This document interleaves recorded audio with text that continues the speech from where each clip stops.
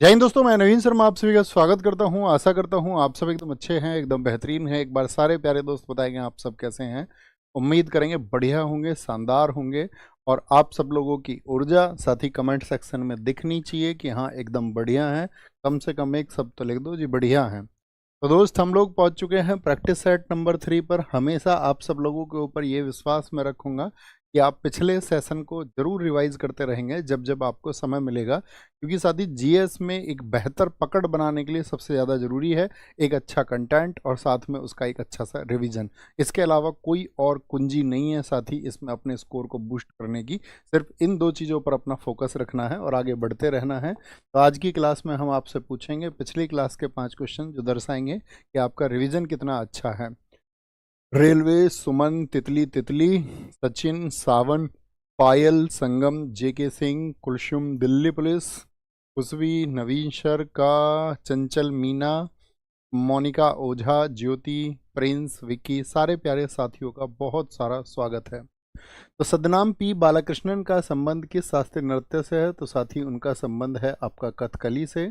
NW100 यानी कि national waterway 100 किस रिवर पर है? तो वो तापी रिवर पर है।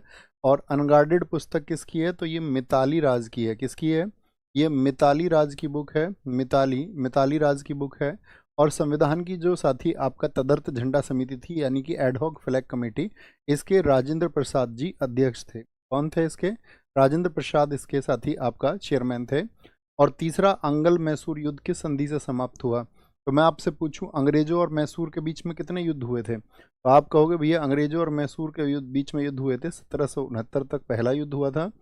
1780 से 84 दूसरा आपका साथी मंगलौर ट्रीटी के बाद में खत्म हुआ था।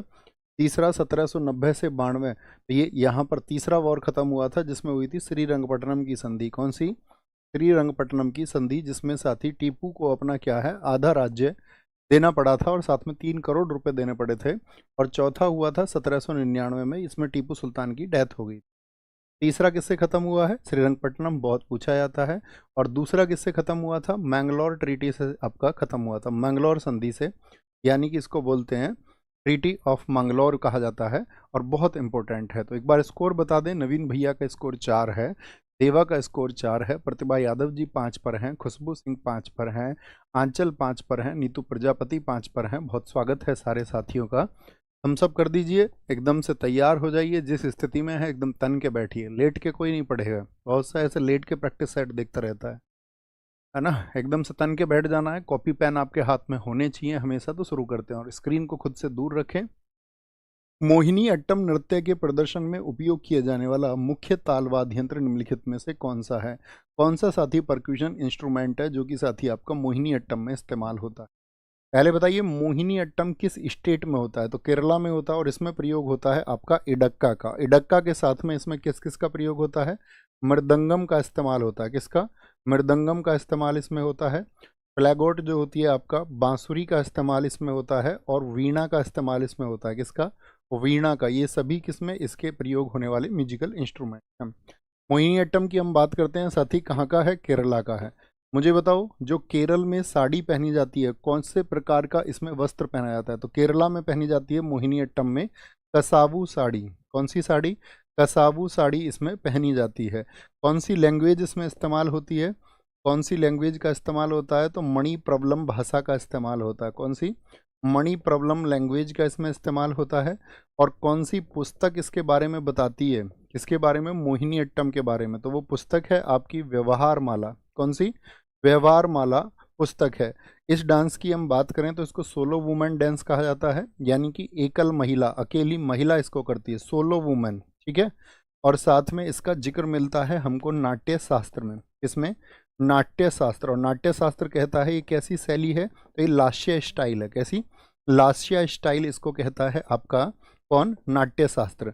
अब मुझे बताएंगे कि नाट्य शास्त्र को किसने लिखा है? बहुत इंपॉर्टेंट पूछा जाता है। पंचम वेद भी इसको कहा जाता है। तो नाट्य शास्त्र को किसने लिखा है? तो भरत मुनि ने लिखा है। किसने? भरत मुनि ने। भरत मुनि ने इसको लिखा है। अब हम पूछेंगे, मुझे बताएंगे कि जो मोहिनी अट्टम है वो कौन से भगवान जी को समर्पित है। तो मोहिनी, मोहिनी का इसमें मतलब होता है सुंदर स्त्री। तो कौन से भगवान जी ने सुंदर स्त्री का रूप धारण करके भस्मासुर का वध किया था, बताओ। तो मोहिनी इसमें होता है कि एक आपका प्रिटी वुमेन को कहा जाता है, सुंदर स्त्री को कहा जाता है इसमें मोहिनी। अगर आपसे पूछे इसमें अट्टम का क्या अर्थ होता है, अट्टम का क्या मतलब है, तो अट्टम का मतलब होता है डांस। तो ये क्या हो गया, ये रूप धारण किया था भगवान विष्णु ने। कौन थे, गॉड विष्णु। भगवान विष्णु का जो साथी आपका फीमेल इनकारनेशन है, यानी कि उनका जो स्त्री अवतार है, क्या बोलेंगे, उनका जो स्त्री रूप था उसको कहा जाता है।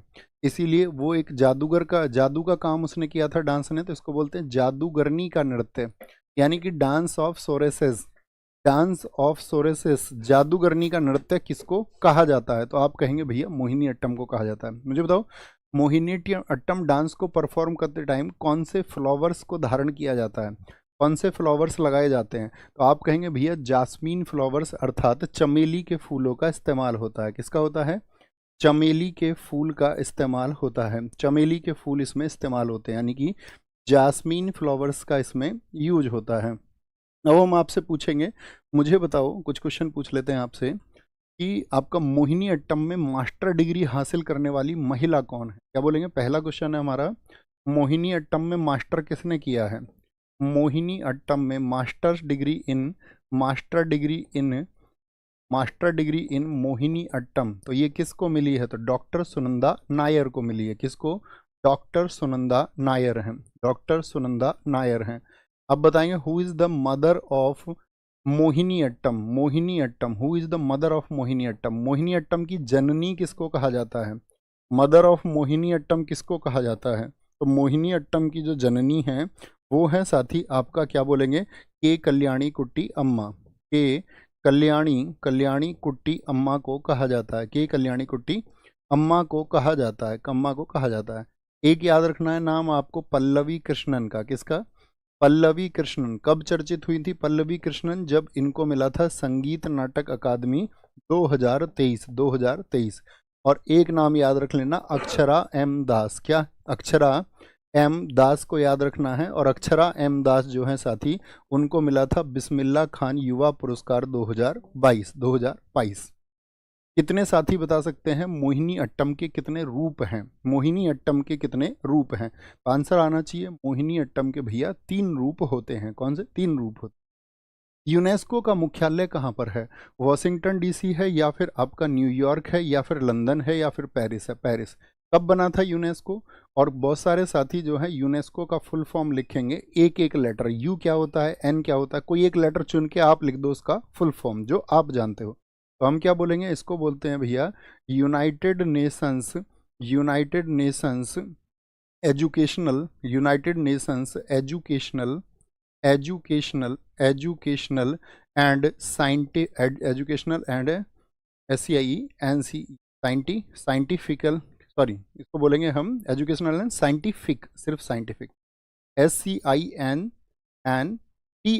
Scientific, scientific, scientific cultural, cultural, cultural organisation, cultural organisation इसको कहा जाता है, जिसका हेडक्वार्टर कहाँ पर है, वो पेरिस में है। कब बना था यूनेस्को, तो यूनेस्को की जो स्थापना हुई है साथ ही इसका इस्टेब्लिशमेंट जो हुआ था वो हुआ था 16 नवंबर 1945 को। और भारत इससे कब जुड़ा था, भारत इससे कब जुड़ा बताएं फटाफट से। तो भारत जुड़ा यूनेस्को से 1946 में, 1946 में, 1946 में। अब आप मुझे बताओ, यूनेस्को के दुनिया भर में साइट हैं आप जानते हैं, हाँ जी। तो वह कौन सा कंट्री है जिसमें यूनेस्को का सबसे ज़्यादा साइट है, यूनेस्को के सबसे ज़्यादा स्थल कहाँ पर हैं, यूनेस्को के, यूनेस्को के सबसे ज़्यादा स्थल कहाँ पर हैं, सबसे ज़्यादा जो साथी साइट हैं या स्थल हम कहें, तो सबसे ज़्यादा जो साइट्स हैं इसका यूनेस्को का वो है इटली में, इटली में। इटली में कितनी साइट हैं इसकी, 60 साइट हैं। अगर मैं आपसे पूछूं यूनेस्को की भारत में कितनी साइट हैं, भारत में टोटल कितनी साइट हैं यूनेस्को की, जिनको हम बोलते हैं world heritage site. World heritage site का मतलब होता है विश्व विरासत स्थल। सारे साथियों ने बताया भैया 43 हैं। तो भारत में कितनी साइट हैं, 43 साइट हैं। 43 साइट है। अब मुझे बताएंगे 43 साइट किस तरह से हम कैटेगराइज करते हैं। तो 43 साइट को हम बांटते हैं कैसे, 35 तो इसमें है सांस्कृतिक अर्थात आपका कल्चरल साइट्स हैं, और अगर हम बात करें 7 कैसी हैं इसमें, तो 7 नेचुरल हैं अर्थात प्राकृतिक हैं, और एक क्या है आपका मिक्स्ड, मिक्स्ड इस तरह से आपका मिक्स्ड बोले तो मिश्रित है, मिश्रित है। ठीक है, हम सब करके बताएं इंग्लिश वाले बच्चे, जो मैं बोलता हूँ उसके साथ में आप कंफर्टेबल है ना, कंफर्टेबल है ना, थम्स अप करके बता देना। ठीक है, प्राकृतिक यानी कि नेचुरल आपका, और आपका क्या बोलेंगे कल्चरल साइट है।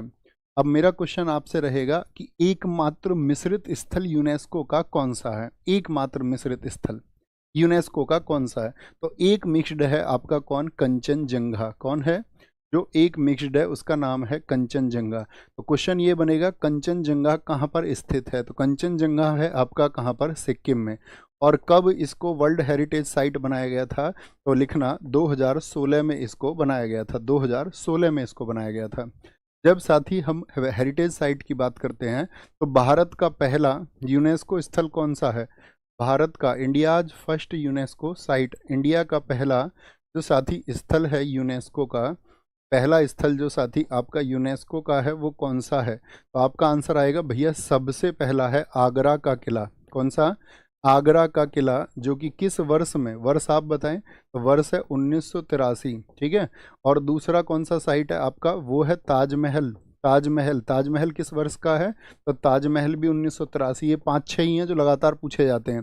जैसे एक है इसमें आपका क्या बोलेंगे, एलोरा की गुफा, एलोरा की गुफा और अजंता की गुफा, ये कहाँ पर हैं बताओ, किस राज्य में अजंता और एलोरा, तो ये भी 1983। तो ये 4 स्थल थे जो 1983 में सबसे पहले चिन्हित किए गए थे। और एलोरा कहाँ पर है, महाराष्ट्र में। अजंता कहाँ पर है, महाराष्ट्र में। मुझे बताइए ये महाराष्ट्र के किस जिले में है। जैसे क्वेश्चन पूछा जाता है तो क्या कहेंगे भैया, औरंगाबाद में है। औरंगाबाद जिसका नाम बदल के अभी क्या हो गया है आपका, संभाजी नगर हो गया है। अन्य चर्चित हम आपसे पूछें साथी, यहाँ पर अन्य चर्चित यदि हम आपसे पूछें, जैसे कि मैं आपसे पूछ लूँ यहाँ पर, काजीरंगा को, काजीरंगा को कब चिन्हित किया गया था, तो आप कहेंगे काजीरंगा को भैया आपका 1985 में। काजीरंगा कहाँ पर है, असम में है। असम में नेशनल पार्क है, किसके लिए, एक सींग वाले गैंडे के लिए है। सांची बताइए, सांची को कब चिन्हित किया गया था आपका, सांची को, सांची से पहले तो और भी हुए, सांची से पहले इंपॉर्टेंट है आपका हम्पी का स्मारक। हम्पी कहाँ पर है, जगह आप बताएं। 1986 में हम्पी है भैया कर्नाटक में। और हम्पी कितने रुपए के नोट पर साइन के रूप में है, ये आपको बताना है। कितने रुपए के नोट पर साइन के रूप में हम्पी, आपसे पूछ ले जैसे कि काजीरंगा हो गया, हम्पी हो गया। इसके बाद में खजुराहो बहुत इंपॉर्टेंट है, बताओ जो चंदेल शासकों ने बनवाए थे, खजुराहो कहाँ पर है, ये आपका 1986 में चिन्हित हुआ था, बहुत इंपॉर्टेंट है। देखो क्वेश्चन पूछा जाएगा आपका, हम्पी है आपका कर्नाटक में, और कितने साथियों ने बताया कितने रुपए के नोट पर है भैया, 50 रुपए के नोट पर है। कितने पर, 50 रुपए के, 50 रुपए के नोट पर है। तो फिर 200 रुपए के नोट पर क्या है, खजुराहो एमपी, ये बनाए थे आपका मध्य प्रदेश में। किसने, चंदेल शासकों ने। किसने बनवाया था इनको, चंदेल शासकों ने, चंदेल शासकों ने इनको बनवाया था, ये हमको पता होने चाहिए हमेशा। नेक्स्ट, अब एक क्वेश्चन पूछेंगे, चलो ये हेडक्वार्टर से क्वेश्चन था ना, कुछ हेडक्वार्टर आपसे पूछते हैं, मुझे बताना। एडीबी जिसको बोलते हैं एशियन डेवलपमेंट बैंक, सिर्फ हेडक्वार्टर लिखना, मैं समझ जाऊंगा, बाकी चीज़ें आप जानते हो। एडीबी का बताओ मुझे, इंटरनेशनल लेबर ऑर्गेनाइजेशन यानी अंतर्राष्ट्रीय श्रम संगठन, ये क्या है, अंतर्राष्ट्रीय श्रम संगठन। इंटरनेशनल मॉनिटरी फंड, अंतर्राष्ट्रीय मुद्रा की, उसका हेडक्वार्टर कहाँ पर है, एक बताओ। संघाई कॉरपोरेशन ऑर्गेनाइजेशन का हेडक्वार्टर कहाँ पर है। United Nations for children's fund यानी कि यूनिसेफ का हेडक्वार्टर कहाँ पर है, ये आपको बताना है। किसका, यूनिसेफ का। यूनाइटेड नेशन डेवलपमेंट प्रोग्राम, संयुक्त राष्ट्र विकास कार्यक्रम का हेडक्वार्टर कहाँ पर है। अंकटाड का हेडक्वार्टर कहाँ पर है, UNCTAD, united nation conference on trade and development. WHO का, वर्ल्ड हेल्थ ऑर्गेनाइजेशन का हेडक्वार्टर आप बताएं। तो आपको हेडक्वार्टर बताने हैं सारे। तो एडीबी का कहाँ पर है, वो मनीला में। मनीला कहाँ पर पड़ता है, फिलीपींस में। ILO का कहाँ पर है, जेनेवा। देखो लेबर क्या करता है, लेबर पूरे दिन मेहनत करता है, जानलेवा काम करता है। IMF का कहाँ पर है, ये है आपका वॉशिंगटन में। क्या बोलोगे, वॉशिंग मशीन में कहीं भैया मुद्रा तो नहीं धो दी है, मनी। ठीक है, संघाई का कहाँ पर है, संघाई तो आपका चाइना से याद रखना, संघाई में ना होकर के बीजिंग में है। ठीक है, बीजिंग में। यूनिसेफ का कहाँ पर है? आपका न्यूयॉर्क में है, अमेरिका में। यूनाइटेड नेशन डेवलपमेंट प्रोग्राम का न्यूयॉर्क में। अंकटाड और WHO दोनों का कहाँ पर है? जेनेवा में है। कहाँ पर है? जेनेवा में है। फिर से मैं रिपीट कर देता हूँ, Asian development bank, international labour organisation अर्थात अंतर्राष्ट्रीय श्रम संगठन, इंटरनेशनल मॉनिटरी फंड अर्थात अंतर्राष्ट्रीय मुद्रा कोष, संघाई कोऑपरेशन ऑर्गेनाइजेशन संघाई सहयोग संगठन, यूनाइटेड नेशंस फॉर आपका किसके लिए बोलेंगे? चिल्ड्रंस फंड, किसके लिए कोष है? संयुक्त राष्ट्र आपका बाल बाल कोष इसको कहते हैं। यह संयुक्त राष्ट्र विकास कार्यक्रम, यूनाइटेड नेशन डेवलपमेंट प्रोग्राम, यह United Nations conference on trade and development, WHO world health organisation, क्या बोलेंगे? वर्ल्ड हेल्थ ऑर्गेनाइजेशन, विश्व स्वास्थ्य संगठन। भारत का सर्वोच्च साहित्यिक पुरस्कार कौन सा है? सर्वोच्च साहित्यिक पुरस्कार बताएं। आंसर करेंगे, दो शिकायतें नहीं करनी है सर जी, छोटा लिखिए, मोटा लिखिए, तेज बोलिए, बड़ा बोलिए, आपको कॉपरेट करना है। अगर आपको लिखा हुआ नहीं दिख रहा है तो जो सुनिए मैं क्या बोल रहा हूँ। अगर आपको बोला वाला नहीं सुनाई आ रहा है तो फिर आप ये देखिए मैं लिख क्या रहा हूँ। हमेशा शिकायतें नहीं लिखनी। एक बार कमेंट सेक्शन में लिखो, भैया हमेशा पढ़ूंगा, कोई शिकायत नहीं करूंगा। कंप्लेंट्स पर जब आपका ध्यान जाता है तब आपका ध्यान भटकता है और आपके टारगेट को साथी अगर दुनिया में कोई चीज़ अचीव करने से रोकेगी तो वो है आपकी शिकायतें। जिस दिन आप शिकायतें करना बंद कर देंगे उस दिन आप अपने लक्ष्य की तरफ बहुत अधिक ज़्यादा समर्पित हो जाएंगे और आप अपने लक्ष्य को कम समय में पा पाएंगे। ये मेरा आप सब लोगों को निर्देश है और ये होता है, इसको देखना आप। तो सर्वोच्च साहित्यिक पुरस्कार है ज्ञानपीठ। भैया ज्ञानपीठ कब शुरू हुआ था बताओ? ज्ञानपीठ 1961 में तो स्थापित हुआ था। कितने रुपए दिए जाते हैं ज्ञानपीठ में? तो इस्टेब्लिश हुआ 1961 में। फर्स्ट टाइम ये जो गिवन हुआ पहली बार दिया गया 1965 में, पहली बार ये दिया गया। तो पहली बार जब ये दिया गया तो किसको दिया गया बताओ? पहली बार दिया गया तो पहली बार किसको दिया गया था? तो पहली बार दिया गया था ये जी शंकर कुरूप को, जो किस भाषा के आपका लेखक थे? तो जी शंकर कुरूप थे मलयालम भाषा के। और मलयालम मैंने आपको बताइए कहाँ पर बोली जाती है? बताएं, केरला में बोली जाती है। और इनकी जो रचना थी उसका नाम था आडा कुजाई। क्या? आडा कुजाई इनकी रचना का नाम था, आडा कुजाई। आडा कुजाई। तो ये पहले व्यक्ति बने थे, पहले व्यक्ति। अगर मैं पूछूं पहली महिला कौन है जिन्होंने ज्ञानपीठ पाया? पहली महिला, तो पहली महिला है आपका 1976 में, उनका नाम है आशापूर्णा देवी। आशापूर्णा देवी किस भाषा की? आशापूर्णा देवी किस भाषा की लेखिका थी? तो ये बांग्ला भाषा से इनका संबंध था। क्या बोलेंगे? कभी भी पूछ लेगा, ये बहुत इंपॉर्टेंट क्वेश्चन बनता है। इनकी रचना थी प्रथम प्रतिश्रुति, वो नहीं पूछी जाएगी, लेकिन पहला नाम पूछ लेगा। मुझे बताओ हिंदी के लिए पहले कौन है? हिंदी के लिए पहले व्यक्ति कौन है? First person for Hindi, Hindi के लिए पहले व्यक्ति थे आपके, क्या बोलोगे? सुमित्रा नंदन पंत। कितने दोस्त बताएंगे कि भैया आजकल जो एसएससी है ना, आजकल जो एसएससी है वो हिंदी की रचना भी खूब पूछता है। मुंशी प्रेमचंद, जयशंकर प्रसाद, धर्मवीर भारती, इन सब की रचना पूछ लेता है। तो सुमित्रा नंदन पंत की रचना कौन बताएगा? सुमित्रा नंदन पंत की रचना वो बताएंगे आपका कौन सी है? चिदम्बरा पुस्तक है इनकी, चिदम्बरा पुस्तक, जो एग्जाम्स में खूब पूछी जाती है, चिदम्बरा पुस्तक। हिंदी के लिए पहली महिला कौन है बताएं? हिंदी के लिए पहली महिला, हिंदी के लिए जो पहली महिला थी जिन्होंने ज्ञानपीठ पाया, पहली महिला ज्ञानपीठ पाने वाली, तो वो थी आपका, आप कहेंगे भैया वो है हमारी कौन? उनका नाम है महादेवी वर्मा। और किस रचना के लिए पाया था महादेवी वर्मा जी ने? तो महादेवी वर्मा जी ने पाया 1982 में आपका किसके लिए? यामा पुस्तक के लिए। किसके लिए? यामा बुक के लिए उनको दिया गया था। अभी हाल ही में साथी आपका 59वां ज्ञानपीठ दिया गया है। 59वां जो ज्ञानपीठ दिया गया है ये बहुत महत्वपूर्ण रहेगा आगे आने वाली परीक्षाओं के लिए, क्योंकि ये दिया गया है 2025 में। किसको मिला है? हिंदी के लेखक हैं और कुल मिलाकर के 12वें लेखक बने हैं विनोद कुमार शुक्ला। कितने कौन से नंबर के लेखक बने हैं? 12वें लेखक हुए हैं हिंदी भाषा में। विनोद कुमार शुक्ला जी को मिला है, विनोद कुमार शुक्ला जी को। अब मेरा क्वेश्चन आपसे ये है कि ज्ञानपीठ में जो राशि दी जाती है वो कितनी दी जाती है? तो इसमें 11 लाख रुपए मिलते हैं, एक प्रशस्ति पत्र मिलता है और माँ सरस्वती देवी अर्थात वाग्देवी की प्रतिमा मिलती है। ओके, आपका ये तो राशि हो गई। अब बताओ कितनी भाषाओं में दिया जाता है ज्ञानपीठ पुरस्कार? तो भाषा हैं जो हमारी 8th स्केड्यूल में बताई गई हैं। 8वीं अनुसूची में कितनी भाषाएं हैं दोस्त? संख्या लिखिए उनका। 22 भाषाओं के लिए इसको दिया जाता है, 22 भाषाओं के लिए। लेकिन क्या अंग्रेजी 22 भाषाओं में शामिल है? मुझे बताइए।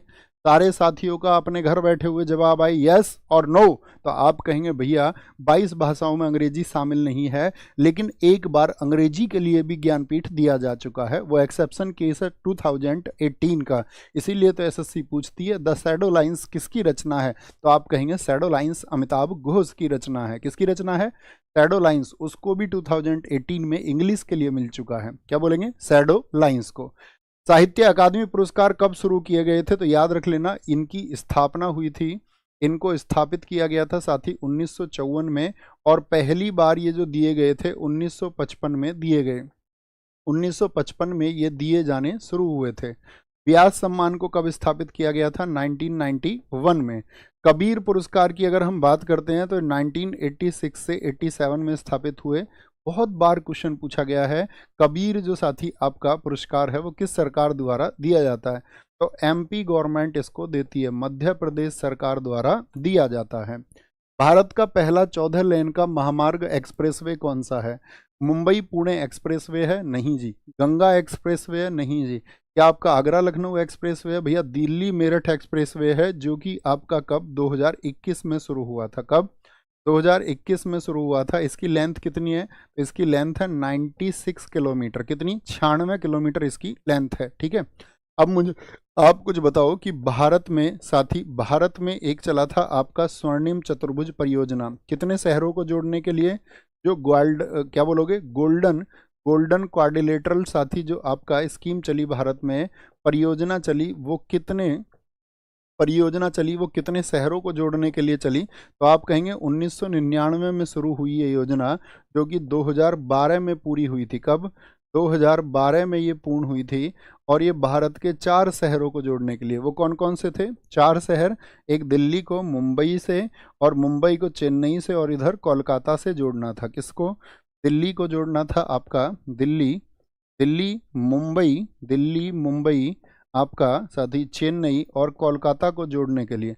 और कितनी लेंथ है इसकी, कौन साथी बताएगा? इसकी लेंथ बहुत इंपॉर्टेंट है, एसएससी हर परीक्षा में लगभग पूछता है। तो ये जो स्वर्णिम चतुर्भुज है ये है 5846 किलोमीटर का। कितने का? 5846 किलोमीटर का है। मुझे बताओ साथी कुछ फैक्ट, जैसे मैं आपसे पूछ लूं सबसे लंबा आपका नेशनल हाईवे हमारे देश का कौन सा है? किस राज्य में सबसे ज़्यादा सड़कें हैं? किस राज्य में? ये अच्छा फैक्ट बनेगा। तो क्या बोलेंगे यहाँ पर, मुझे बताओ। यहाँ पर हम बोल सकते हैं सर्वाधिक पक्की सड़कें, जो सर्वाधिक पक्की सड़कें हैं वो कहाँ पर हैं? सर्वाधिक साथी जो आपका पक्की सड़कें हैं वो किस स्टेट में है? तो किस स्टेट में है? वो आपका महाराष्ट्र में है। क्या बोलोगे? महाराष्ट्र में। पहला फैक्ट ये बनेगा। दूसरा फैक्ट बनेगा, राष्ट्रीय राजमार्ग यानी कि नेशनल हाईवे जो है, नेशनल हाईवे वो किस स्टेट में सबसे ज़्यादा है? तो तब भी आंसर होगा हमारा महाराष्ट्र में, क्योंकि महाराष्ट्र में 18,000 किलोमीटर, के का मतलब यहाँ पर हजार है, 18,000 किलोमीटर के करीब में है। ठीक है, मुझे बताएंगे। अब मेरा क्वेश्चन आपसे रहेगा, भारत की सबसे ऊंची सड़क कौन सी है? बताओ, भारत की सबसे ऊंची सड़क आप मुझे बताएं।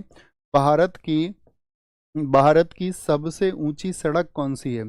भारत की सबसे ऊंची जो सड़क है उसका क्या नाम है? तो भारत की सबसे ऊंची सड़क है साथी आपका उमलिंगला पास। क्या बोलोगे? उमलिंगला पास दर्रे के पास में, लद्दाख में, और ये है 19,300 फीट की ऊंचाई पर। 19,300 फीट की ऊंचाई पर, ये हमको पता होना चाहिए। ओके, आगे आइए। जनगणना 2011 के अनुसार भारत में निम्नलिखित में से किस केंद्र शासित प्रदेश में महिला साक्षरता का प्रतिशत अधिक है? यानी कि जो वुमेन लिटरेसी रेट है वो सबसे ज्यादा है। महिला साक्षरता बोलेंगे।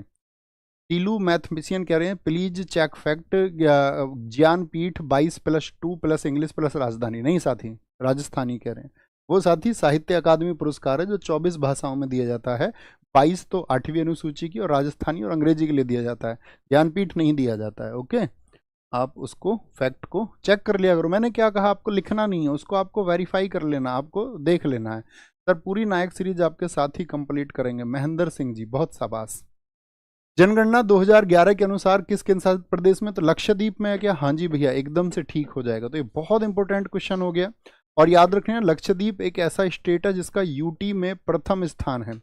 यूटी में इसका प्रथम स्थान है आपका टोटल लिटरेसी में। टोटल लिटरेसी में भी कौन है? तो यूटी है, क्योंकि यूटी में जो है साथी आपका जो आपका लिटरेसी रेट है वो 92.28% है, 92.28%। जैसे मैं पूछूं साक्षरता में पहला राज्य कौन सा है, बताना जरा।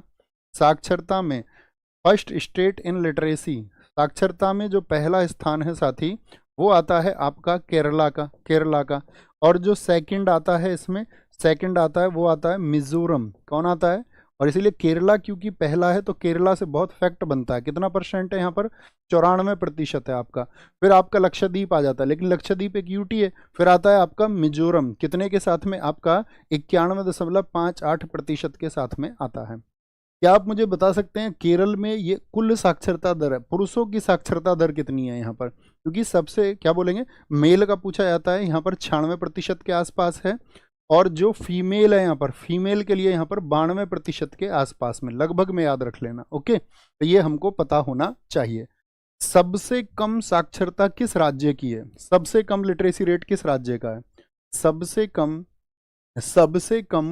सबसे कम जो साथी लिटरेसी है, सबसे कम साक्षरता, वो है आपका बिहार की। कितने प्रतिशत साक्षरता है बिहार में, बताना। तो बिहार में 61.80% साक्षरता है। यहाँ पर एक क्वेश्चन और बनेगा आपका, क्या बोलेंगे, सर्वाधिक अंतर कहाँ पर है महिला और पुरुषों की साक्षरता में? सबसे बड़ा difference, biggest difference in male and female literacy. तो सर्वाधिक अंतर पुरुष और महिला में कहाँ पर है? तो सर्वाधिक अंतर आता है राजस्थान में। ठीक है, यहाँ महिला और पुरुषों की साक्षरता में जमीन आसमान का अंतर है, जो कि 27.85% होता है। मैं आपसे पूछूंगा भारतवर्ष का सबसे ज्यादा साक्षर जिला कौन सा है? सबसे ज्यादा लिटरेट डिस्ट्रिक्ट कौन सा है? सबसे साक्षर जिला, तो भारत का साथी जो सबसे साक्षर जिला, पहला और दूसरा दोनों बताना।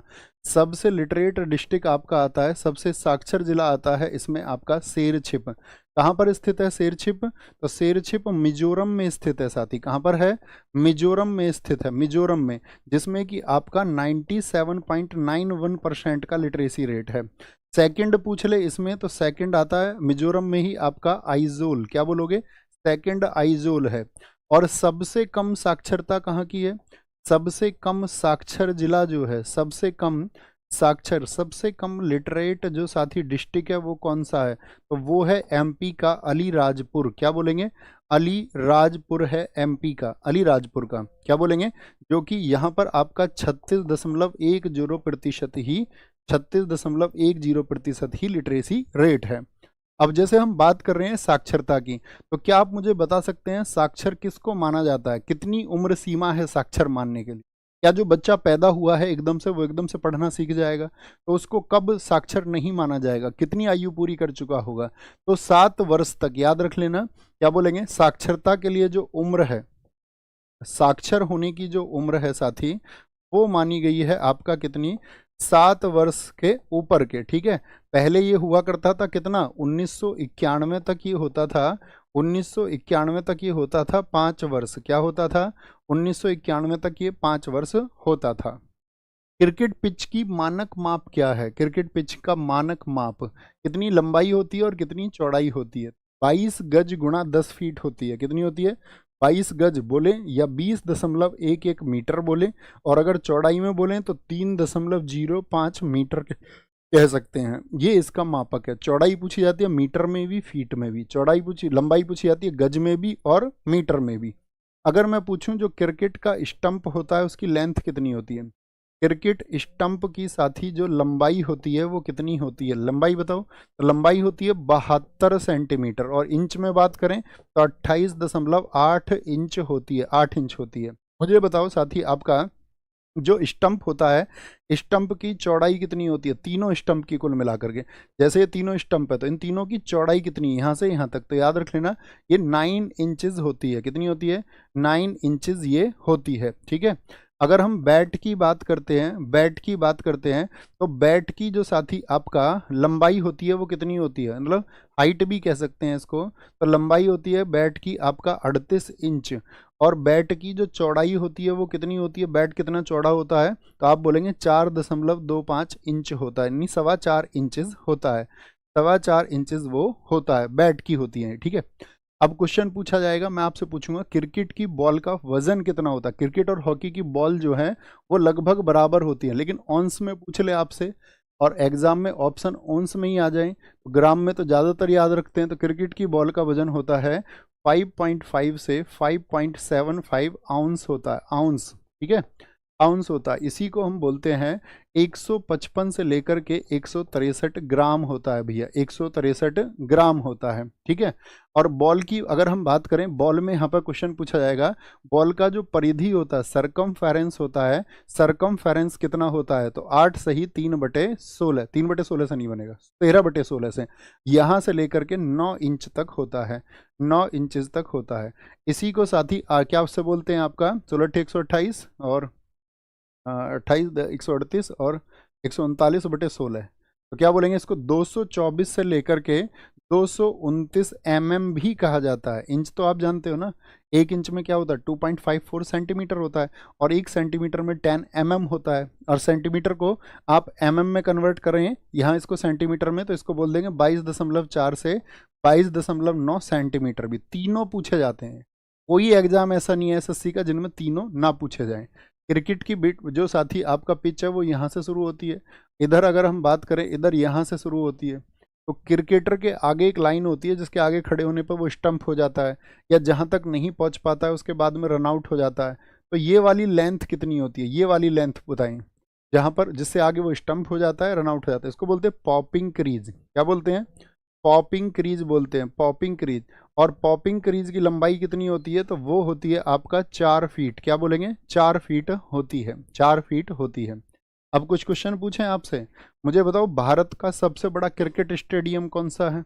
भारत का सबसे बड़ा क्रिकेट स्टेडियम, जिसको ना पता हुआ करे वो फटाफट लिख लिया करो। भारत का सबसे बड़ा क्रिकेट स्टेडियम वो मोटेरा स्टेडियम है, जो कि अहमदाबाद का है। कहाँ का है, बोले भी फटाफट से, कुछ क्वेश्चन बताएं। भारत का सबसे बड़ा स्टेडियम, सबसे बड़ा स्टेडियम बताना है आपको, सबसे ऊंचा स्टेडियम बताना है आपको। भारत का बड़ा स्टेडियम, भारत का सबसे ऊंचा हाईएस्ट स्टेडियम आपको बताना है। तो ये सबसे ऊंचा स्टेडियम है धर्मशाला। क्या बोलोगे, जिसको हम बोलते हैं HPSA स्टेडियम, कहाँ पर है, वो धर्मशाला हिमाचल प्रदेश में है। और सबसे बड़ा कौन सा है, मोटेरा। मोटेरा जिसको नरेंद्र मोदी देश के हमारे जो प्रधानमंत्री हैं उनके नाम पर जाना जाता है। कहाँ पर है ये आपका, ये भैया अहमदाबाद में है। कहाँ पर है, अहमदाबाद। और अहमदाबाद कहाँ पर है, वो गुजरात में स्थित है। कहाँ पर है, गुजरात में। धर्मशाला कहाँ पर है साथी, हिमाचल प्रदेश में है। हम आपसे पूछेंगे एक तीसरा क्वेश्चन, विश्व की सबसे तेज आपका जो क्रिकेट ग्राउंड है वो कौन सा है। विश्व का सबसे तेज, यानी पिच ही कहा जाएगा वो, तो सबसे तेज पिच क्या बोलेंगे, सबसे फास्टेस्ट पिच कौन सा है। सबसे तेज पिच जो है आपका, तो तेज किस मैदान को कहा जाता है, वो है आपका पर्थ। जो कहाँ पर है बताएंगे, पर्थ, जिसको वाका ग्राउंड भी कहा जाता है। वाका ग्राउंड कहाँ का है भैया, ये आपका ऑस्ट्रेलिया का है। कहाँ का है, ऑस्ट्रेलिया का स्थित है। मैं आपसे भारत के अगर 3 स्टेडियम पूछ लूं तो क्या बोलेंगे, 3 स्टेडियम पूछ लूं, बोलेंगे भी फटाफट से। सर कल आपने किताब बताई लाइफ अपार्ट, नलिमा मुखर्जी, नहीं साथी, प्रभा केतान जी की थी, वो ऑटोबायोग्राफी है, मैंने खुद पढ़ा है उस पुस्तक को, ठीक है। हो सकता है देखो एक नाम से अधिक किताबें लिख ली जाती हैं, कोई बहुत चर्चित किताब ऐसी होगी जो नहीं भी लिखी गई होगी, तो आप एक बार, मैंने कहा ना दोस्त, इसके लिए सर्च कर लिया करो। आप लिखेंगे तो फिर डिस्ट्रैक्शन बनता है, अन्य साथियों को पता होता है, सिर्फ आप अकेले हैं जिनका वो डाउट है, बाकी लोगों का नहीं है। तो आपको वो लिखने की बजाय आपको थोड़ी सी रिसर्च करनी चाहिए। आप कैसे सिलेक्शन लोगे मेरे दोस्त ऐसे, अगर आप इतना भी रिसर्च नहीं कर सकते हो, ठीक है। सर धर्मशाला पंजाब में है, तुमको उठा के पटक के ना मार दूं मैं पंजाब में, फिर तुमको पकड़ के वहां तुमको दिखाऊं, ढूंढवाऊं तुमसे कि भैया सूंघ के बताओ किधर है यहाँ धर्मशाला। मान जाओ तुम। चलो चलो जी आगे बताएंगे। तुम इतने शैतान खोपड़ी क्यों हो, मुझे बताओ। एक स्टेडियम मैं पूछूंगा, इकाना स्टेडियम कहाँ पर है, फटाफट से बताओ। इकाना, जिसको अटल स्टेडियम भी बोलते हैं, कहाँ पर है ये भैया, लखनऊ में स्थित है। कहाँ पर है, लखनऊ में स्थित है। मुझे बताओ आप साथी, आपका अरुण जेटली स्टेडियम का पुराना नाम क्या था, तो किसके नाम पर था पहले इसको, अरुण जेटली स्टेडियम कहाँ पर है, दिल्ली में। पुराना नाम क्या था इसका, फिरोजा शाह कोटला, फिरोजा शाह कोटला। मुझे बताओ चिन्ना स्वामी स्टेडियम कहाँ पर है। स्वामी जी तो भैया बंगले में रहेंगे, बंगले में, बंगलुरु में है, बंगलुरु में। एक दूसरा और स्टेडियम है जो बहुत परेशान करता है, उसका नाम है एम ए चिदम्बरम। ये दोनों नाम में कंफ्यूज होता है, याद रखना स्वामी जी रहेंगे बंगले में। और रही बात किसकी, चिदम्बरम साहब की, तो ये चेन्नई में रहेंगे। क्या बोलोगे, चेन्नई में रहेंगे। चेन्नई, और चिन्ना के आगे अगर स्वामी आ गया तो बंगले में रहेंगे, बंगले में। रूप सिंह स्टेडियम बताओ कहाँ पर है। रूप सिंह स्टेडियम जहाँ पर सचिन तेंदुलकर जी ने अपने 200 रन का रिकॉर्ड बनाया था, तो रूप सिंह स्टेडियम है ये आपका ग्वालियर में। कहाँ पर है, ग्वालियर में है, ग्वालियर में। ईडन गार्डन बताइए, ईडन गार्डन में कहाँ पर है साथी आपका, ईडन गार्डन है आपका कोलकाता में। कहाँ पर बोलोगे, कोलकाता में स्थित है, कोलकाता में स्थित है, ये हमको पता होना चाहिए। कहाँ पर है, कोलकाता में स्थित है। डॉलर बहू निम्नलिखित भारतीय लेखकों में से किसके द्वारा नहीं लिखी गई है। डॉलर बहू बताएं जी।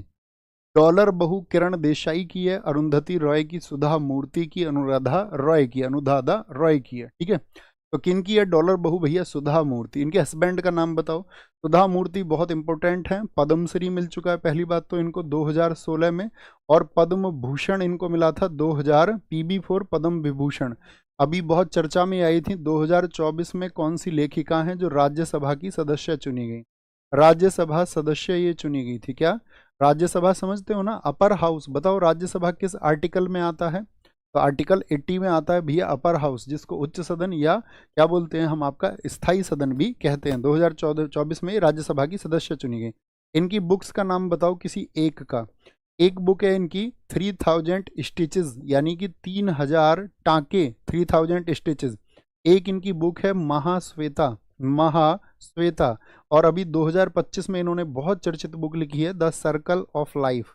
आने वाले एग्जाम्स में ये पूछी जाएगी, द सर्कल ऑफ लाइफ कब लिखी है, 2025 में उन्होंने लिखी है, 2025 में। अनुराधा राय ये भी साथी एक चर्चित लेखिका हैं, जिनकी किताब है sleeping on Jupiter. Sleeping on Jupiter किसकी बुक है, तो ये है आपका किसकी, अनुराधा रॉय की। अरुंधति रॉय को तो सब जानते हैं, ठीक है। किरण देसाई, इनकी एक किताब बताओ, द इनहेरिटेंस ऑफ लॉस।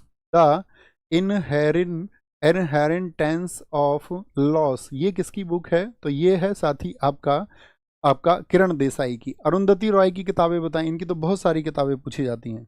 जैसे कि यूपी पुलिस में पूछा गया था मामूली चीजों का देवता किसने लिखी है, वो इन्हीं की है। कौन सी है, the God of small things.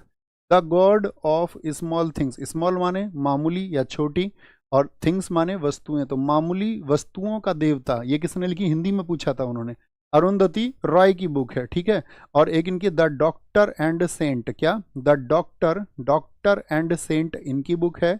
एक किताब इन्होंने लिखी है साथी आपका आज़ादी, क्या बोलेंगे, आज़ादी को लिखा है इन्होंने, बहुत चर्चित किताब है आज़ादी। ओके, तो यहाँ पर ये इंपॉर्टेंट हो गई आपका। सुधा मूर्ति, सुधा मूर्ति के जो हस्बैंड है बताओ कौन है, उनकी भी एक किताब है बहुत इंपॉर्टेंट। उनका नाम है, जिन्होंने कंपनी बनाई थी इन्फोसिस। इन्फोसिस कंपनी के संस्थापक कौन है बताना। इन्फोसिस कंपनी के जो संस्थापक हैं वो इनके हस्बैंड हैं।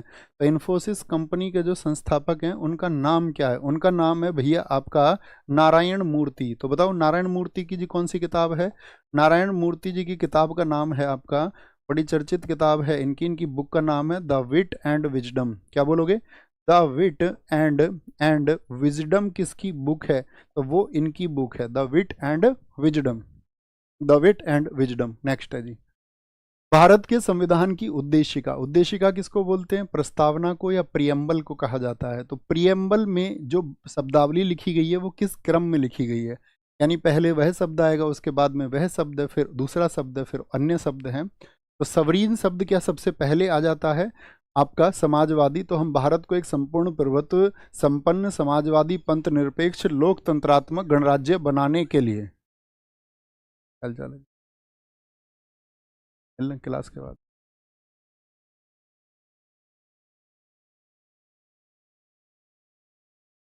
तो प्यारे साथियों, हमारे साथ मौजूद हो चुके हैं हमारे भाई, और अगर मैं कहूँ भाई इसलिए मैं बोल रहा हूँ क्योंकि परीक्षा होने के पहले से हम साथ में थे, नहीं भाई हैं अभी, तो अभी आवाज़ नहीं जाएगी आपकी। भैया का नाम है आपका सुधीर। मैं बात कराता हूँ, एक बार आप मिलिए।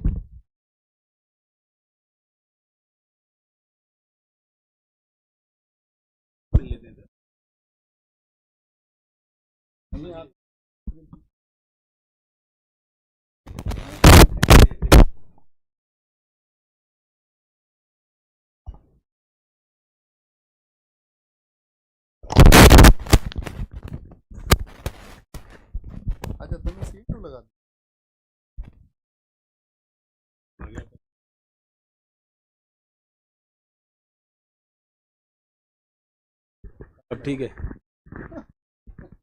उल्टा उल्टा ऐसे लगा।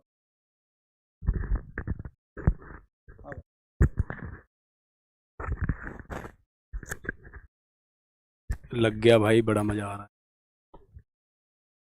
सर के साथ यहाँ। तो आज पहली बात तुम बता दूं, बड़ा सर दिल प्रसन्न हो गया, प्रसन्न हो गया दिल। हृदय की बात बता रहा हूँ हृदय की बात बता रहा हूँ, सर से मिलके बड़ा अच्छा लग रहा है। और हिंदी हमने भी सर, अब तो सर दूसरा सब्जेक्ट पढ़ाने लगे, ये छोड़ दिया शायद, ठीक नहीं गया। पढ़ानी चाहिए आपको हिंदी साहित्य की वीडियो। हिंदी साहित्य जब मैं ढूंढ रहा था दरोगा के टाइम पे कि कहीं मिले हिंदी साहित्य, फ्री के कंटेंट की बड़ी आदत थी है ज़माने में, तो हिंदी साहित्य का मिला सर का यूट्यूब पे, अब दिया एक दिन में 6 पूरा छापा, फिर दोबारा देखा रिपीट करके, तो 2-3 बार देख डाली, बड़ा अच्छा कंटेंट लगा। तब से हम तो भैया मुरीद हो गए और लगातार बने रहे, इंस्टाग्राम और हर जगह देखते रहते हैं। हमारे नबी भैया हो गए हैं भाई, पार कर लिया इन्होंने, सरी हैं वैसे हमारे लिए, अब प्रेम में भैया हो गए हैं बस।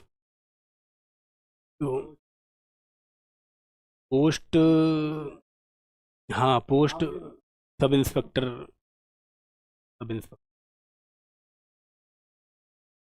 22 में जो वैकेंसी, 22 में आई थी ना, 22 में जो वैकेंसी, 21 में आई थी, 23 में, उस बैच के दरोगा हैं भाई हम। ये कमेंट और क्या क्या पूछ,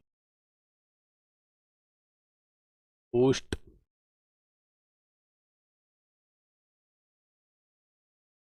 तो बस ये है कि मोटिवेशन यही है तुम्हारे लिए, पढ़ाई करो, बहुत अच्छे से पढ़ाई करो मोटिवेशन के लिए, बड़ा मज़ा आएगा। ये कविता सुनो यार तुम, तो जब ये सितारे उतारे लग गए, नौकरी मिल गई, तब लिखी एक दिन। वैसे में जो हेटर्स है ना तुम्हारे पड़ोसी और रिश्तेदार, यहाँ भी होंगे, हेटर्स को लेके मैं कभी बोला नहीं, अपनी रहती है तक के, चल ऐसे कह दिया इसका सिलेक्शन, ये है, ये तो ऐसी तैयारी, सब कुछ लाइनें निकली है ना। इनमें मैंने बताया है कि क्या क्या चीज़ें आपको झेलनी है, क्या क्या, और शुरुआत यहीं से होती है कि जो कहते थे हमें निकम्मा, उनको जीत मुबारक हो, और गलत देख असहा हमने सहे थे वार वाणी, हार कभी ना स्वीकार, और क्या था, हमने सहे थे वारों के पर हार कभी, जय चंदो मैथ भी है, तो अलग मतलब है, ठीक है तैयार। तो तुम बताना कौन सा अलंकार है, कि हमने रातें काली कर दी, मैथ रीजनिंग गणित लगाते भी किसी के, भी किसी के प्यारे होते, हम भी तो बाबू कहलाते कि, नहीं आ रही क्या आवाज़,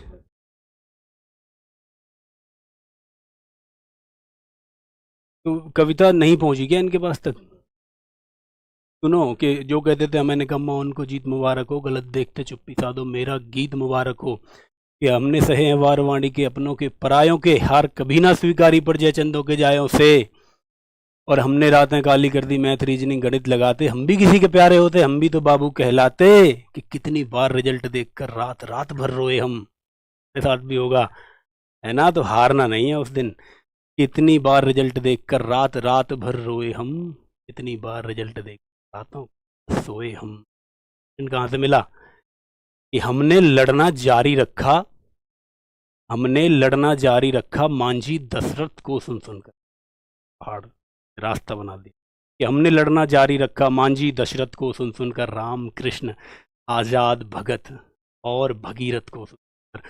आपके सामने खड़े हैं, कहाँ से कहाँ पहुँचे, ये भी तो मोटिवेशन है, कि हमने लड़ना जारी रखा मांझी दशरथ को सुन सुनकर, राम कृष्ण आजाद भगत और भगीरथ को सुन सुनकर, क्या मिला फिर, तन वर्दी सरताज विराज तपस्या कंधों पर, तन वर्दी सरताज विराजे और तपस्या कंधों पर, पार्थों का है सदा भरोसा अपने ही भुजदंडों पर, और अभिमन्यु पर झपट महारथी, ऐसी रणनीति मुबारक हो। मेहनत पे भरोसा करना, ये नहीं कि चोरी कर लो किसी और का पद के, यहाँ जुगाड़ वहाँ सिस्टम बिठा दिया, कैसे भी करके ये पद मिल जाए। अभिमन्यु पर झपट मारती ऐसी रणनीति, उन्हें मुबारक हो।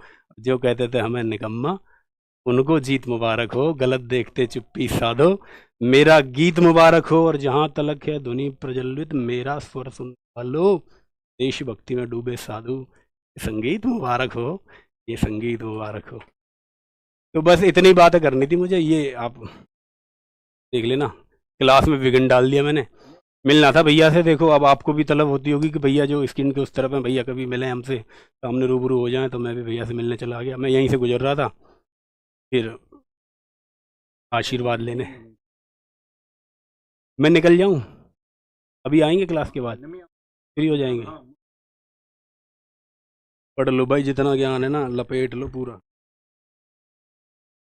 बहुत और बहुत अच्छा लगा होगा बच्चे को। जी भाई साहब, ठीक है, पक्का मिलते हैं। बहुत अच्छी ऊर्जा आप सब लोगों के पास तक पहुंची होगी। दरअसल में जब हम किसी ऐसे व्यक्ति को सुनते हैं जो सिलेक्टेड हों, और सुधीर भाई के बारे में मैं आपको बता देना चाहता हूं, मतलब वो अपनी जॉब के साथ में अपना एक मतलब बच्चों के लिए, वो अभी यूपी सब इंस्पेक्टर, तो बच्चों के लिए एक फिटनेस मॉडल की तरह भी हैं, और वो एक शायर भी हैं, अपनी कविताएं भी लिखते हैं। तो बहुत अच्छा लगता है अभी वो आए और उनको बच्चों के साथ क्लास में मिलाया जाए। तो वापस आते हैं दोस्त, हमने क्वेश्चन पूछा कि उद्देशिका में निम्नलिखित शब्दावली जिस अनुक्रम में दी गई है वह है, तो कौन सी है, एक बार बताएंगे। हम सब करके वापस आएंगे क्लास पर, फोकस करेंगे। संपूर्ण प्रभुत्व संपन्न समाजवादी पंथ निरपेक्ष लोकतंत्रात्मक गणराज्य, ठीक है।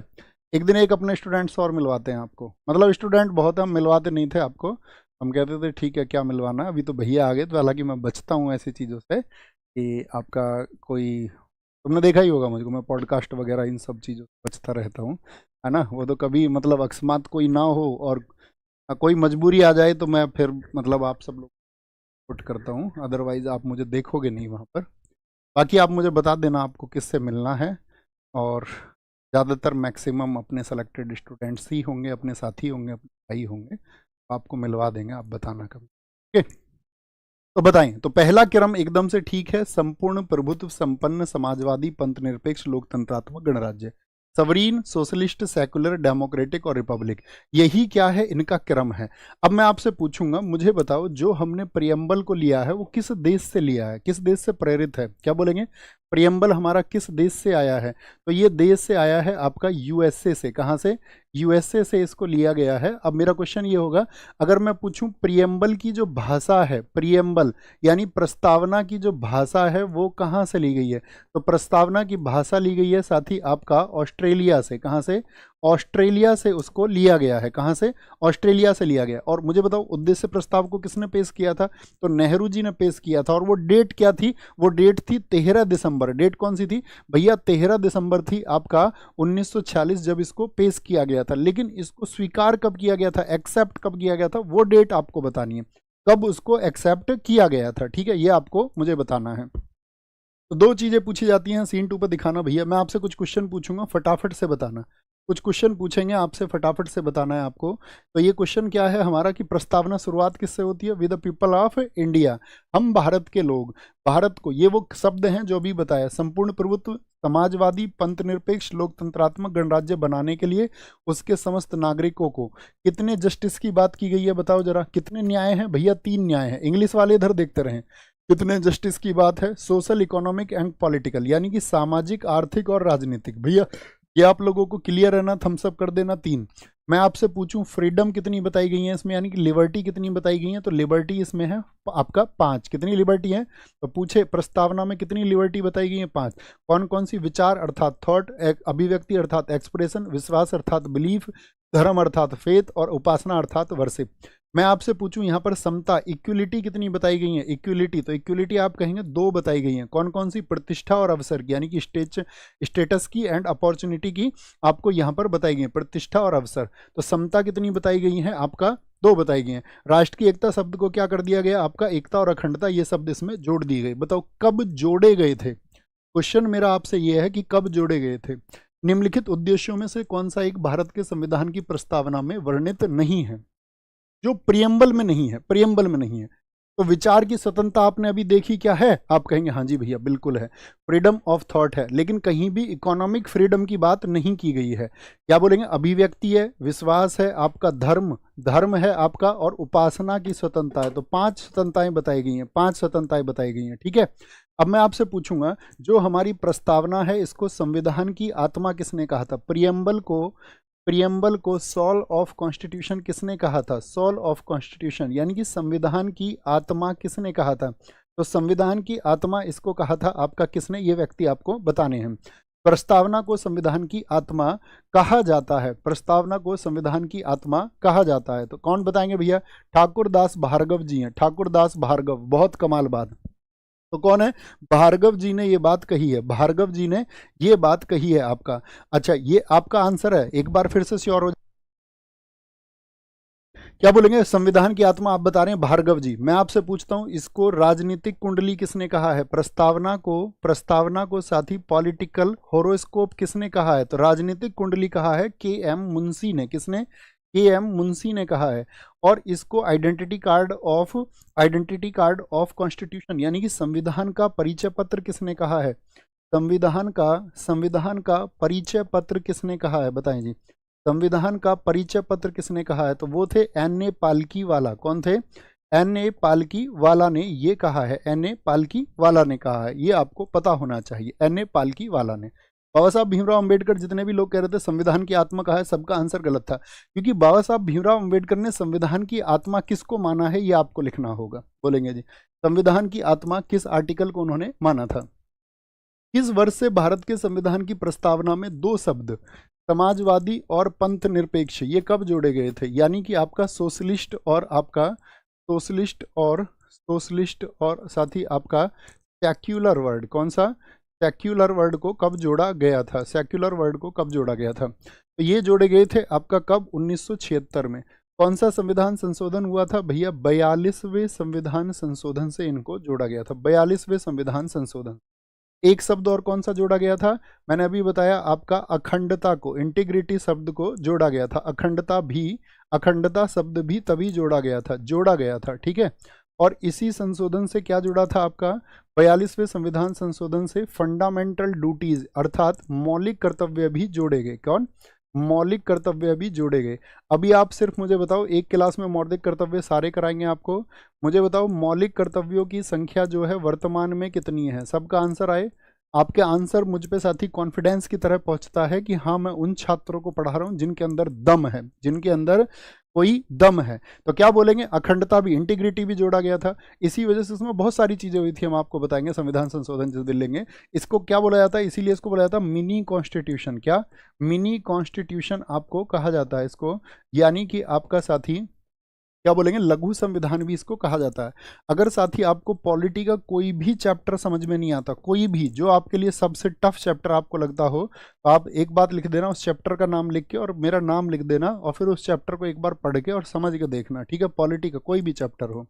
निम्नलिखित मामलों में से किसमें भारत के सर्वोच्च न्यायालय ने प्रस्तावना को भारतीय संविधान का भाग नहीं बताया?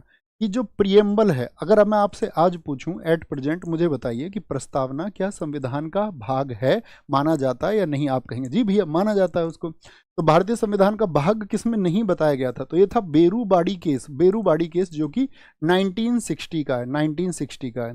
सज्जन सिंह, ये तो आर्टिकल 368 को लेकर के आपका उसकी प्रासंगिकता को लेकर के था 1964। गोलकनाथ केस है आपका साथी 1967 को। इसमें बड़ी इंपॉर्टेंट बात कही गई थी। इसमें कहा गया था जितने भी हमारे फंडामेंटल राइट्स है यानी कि मौलिक अधिकार है, उनमें संसद कोई भी बदलाव नहीं कर सकती। मौलिक अधिकारों में संसद बदलाव नहीं कर सकती है। संसद क्या नहीं कर सकती? उनमें कुछ भी साथी आपका अमेंड नहीं कर सकती है, कोई भी बदलाव नहीं कर सकती। यानी कि parliament can't amend the fundamental rights. और ये कब का है आपका साथी? 1967 का है। अच्छा, एक बात और आपको पता होना चाहिए, बोम्मई बनाम यूनियन ऑफ इंडिया, ये किस वर्ष का है? बोम्मई बनाम यूनियन ऑफ इंडिया, ये साथी आपका क्या बोलेंगे? 1994 का वाद है। इसमें क्या कहा गया था? इसमें प्रस्तावना को कहा गया था कि प्रस्तावना संविधान का भाग है। क्या बोलेंगे? प्रस्तावना संविधान का भाग है, यानी कि preamble is the part of constitution, ये बात कही गई थी। ओके, अब ऑप्शन ए को देखिए जरा। ऑप्शन ए क्या है आपका? केशवानंद भारती केस। केशवानंद भारती केस किस वर्ष में हुआ था बताएं? तो केशवानंद भारती केस आपका हुआ था 1973 में, 1973 में।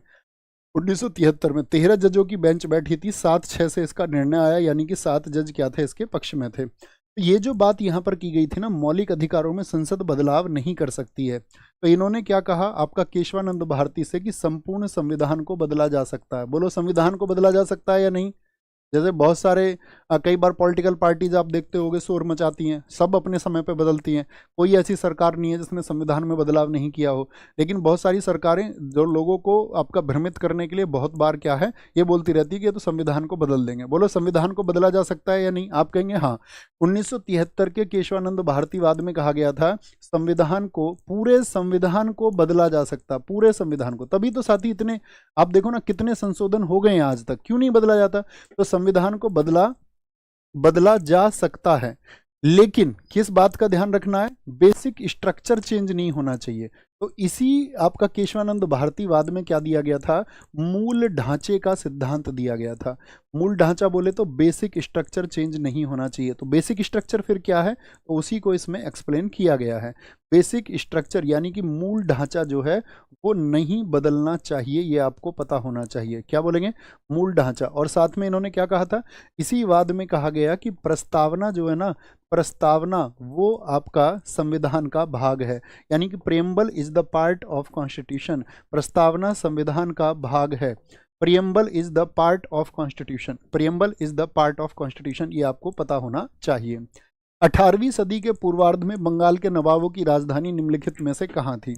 तो बंगाल के नवाबों की राजधानी जो हुआ करती थी वो कलकत्ता, वर्धमान, मुर्शिदाबाद। देखो मुर्शिदाबाद, और मुर्शिदाबाद से पहले कहाँ थी? मुर्शिदाबाद से पहले कौन बताएगा? मुर्शिदाबाद से पहले कहाँ हुआ करती थी? तो मुर्शिदाबाद से पहले हुआ करती थी ढाका। आप सबको पता होना चाहिए बंगाल के नवाबों में आपका जो और आपका औरंगजेब था, उसका पोता था अजीमुस्तान। अजीमुस्तान का झगड़ा हो गया था मुर्शिद कुली खां से, तो इसीलिए वो कहाँ ले गया था? ढाका से मुर्शिदाबाद ले गया था। अब मुझे बताओ साथी, मुर्शिदाबाद से मुंगेर कौन लेके गया था? मुर्शिदाबाद से मुंगेर कौन लेके गया था? तो मुंगेर लेके गया था आपका, क्या उन बोलेंगे, मीर कासिम। क्या नाम है? मीर कासिम लेके गया था, मीर कासिम। मीर कासिम भी एक आपका साथी क्या है? बंगाल का नवाब था। और मुर्शिदाबाद किसने बताई थी? कुली खां ने। क्या नाम है इसका? मुर्शिद कुली खां, इसी के नाम पर। क्या बोलोगे? मुर्शिद कुली खां। और मुर्शिद कुली खां बंगाल का नवाब किस वर्ष में बना था? तो याद रख लेना, ये 1717 में। क्या बोलोगे? 1717 में आपका बंगाल में ये साथी आपका नवाब बन गया था, बंगाल में नवाब बन गया था। ओके, देखो यहाँ पर मीर कासिम, तो यहाँ पर आज इतना ही जानेंगे आपको, क्योंकि मीर कासिम और मीर जाफर वो तो हम पढ़ाएंगे आपका जब यूरोपियन शक्तियों के आपके जब हम झगड़ों के बारे में बताएंगे तब बताएंगे आपको बक्सर वगैरह। निम्नलिखित घटनाओं में से कालक्रमानुसार लिखिए और नीचे दिए गए कूट के आधार पर सही उत्तर चुनिए। काल कोठरी की घटना, जिसको साथी ब्लैक होल ट्रेजेडी कहा जाता है, black hole tragedy, black hole incident, ये किसने कराया था? सिराजुद्दौला ने। सिराजुद्दौला बंगाल का एक नवाब था। सिराजुद्दौला पता होना चाहिए आपको। हाँ जी, तो सिराजुद्दौला किसके बाद में बना था? अली वर्दी के बाद में। अली वर्दी बंगाल का नवाब था जो कि रहा था 1740 से 56 तक, और इसके बाद में आया था सिराजुद्दौला 1756 से 57। तो इसके समय पर ही घटना हुई थी काल कोठरी की घटना, जो हुई थी 20 जून 1756 को। 20 जून 1756 को इसके लिए आरोप लगते हैं सिराजुद्दौला पर कि इसने 146 लोगों को 18/14 की एक काल कोठरी में बंद कर दिया, जिसमें सुबह को कितने लोग जिंदा बचे? 23 लोग जिंदा बचे और बाकी लोग मर गए। ओके, बक्सर का युद्ध कब हुआ था आपका? तो ये हुआ था 22 से 23 अक्टूबर को, 2 दिन चला था 1764 में, 1764 में। ठीक है, इस वॉर में कौन कौन थे सामने बताना जरा। इसमें भैया मीर कासिम था, मैंने आपको बताया शायद अभी पिछले कल ही। मीर कासिम के साथ में कौन था बताना? मीर कासिम के साथ में आपका अवध का नवाब सूजा था, और मुगल सम्राट शाह आलम द्वितीय था, शाह आलम सेकंड था। और इन तीनों का जो सामना हुआ था वो किससे हुआ था? इन तीनों का सामना हुआ था आपका किससे? हेक्टर मुनरो से। किससे? हेक्टर मुनरो से। जीत किसकी हुई थी? हेक्टर मुनरो की जीत हुई थी। मीर जाफर की मौत हुई है आपका फरवरी 1765 में। इलाहाबाद की दो संधियां हुई थी बक्सर वॉर के बाद में, कब कब? पहली हुई थी 12 अगस्त 1765 को और दूसरी हुई थी 16 अगस्त 1765 को। तो मुझे बताएं एक बार साथी फटाफट से कि क्रम क्या होगा। तो क्रम तो सीधे सीधे है, पहले कालकोठरी की घटना, फिर आपका बक्सर वॉर, फिर मीर जाफर की डेथ होगी और फिर इलाहाबाद की संधियां होगी, इलाहाबाद की संधियां होगी। तो 1 2 3 4 बन जाएगा, 1 2 3 4, यानी कि ऑप्शन ए एकदम से ठीक हो जाएगा। कोई दिक्कत कोई परेशानी नहीं भैया। प्लासी के युद्ध में पराजय के पश्चात, प्लासी का युद्ध कब हुआ था बताएं जरा, प्लासी कब हुआ था? तो प्लासी का युद्ध हुआ था आपका साथी 1757 में। किस जगह हुआ था प्लासी का युद्ध बताएं? प्लासी का युद्ध मैंने आपको बताया है किस जगह हुआ था, वेस्ट बंगाल में हुआ था। किस नदी के किनारे हुआ था ये आपको बताना है।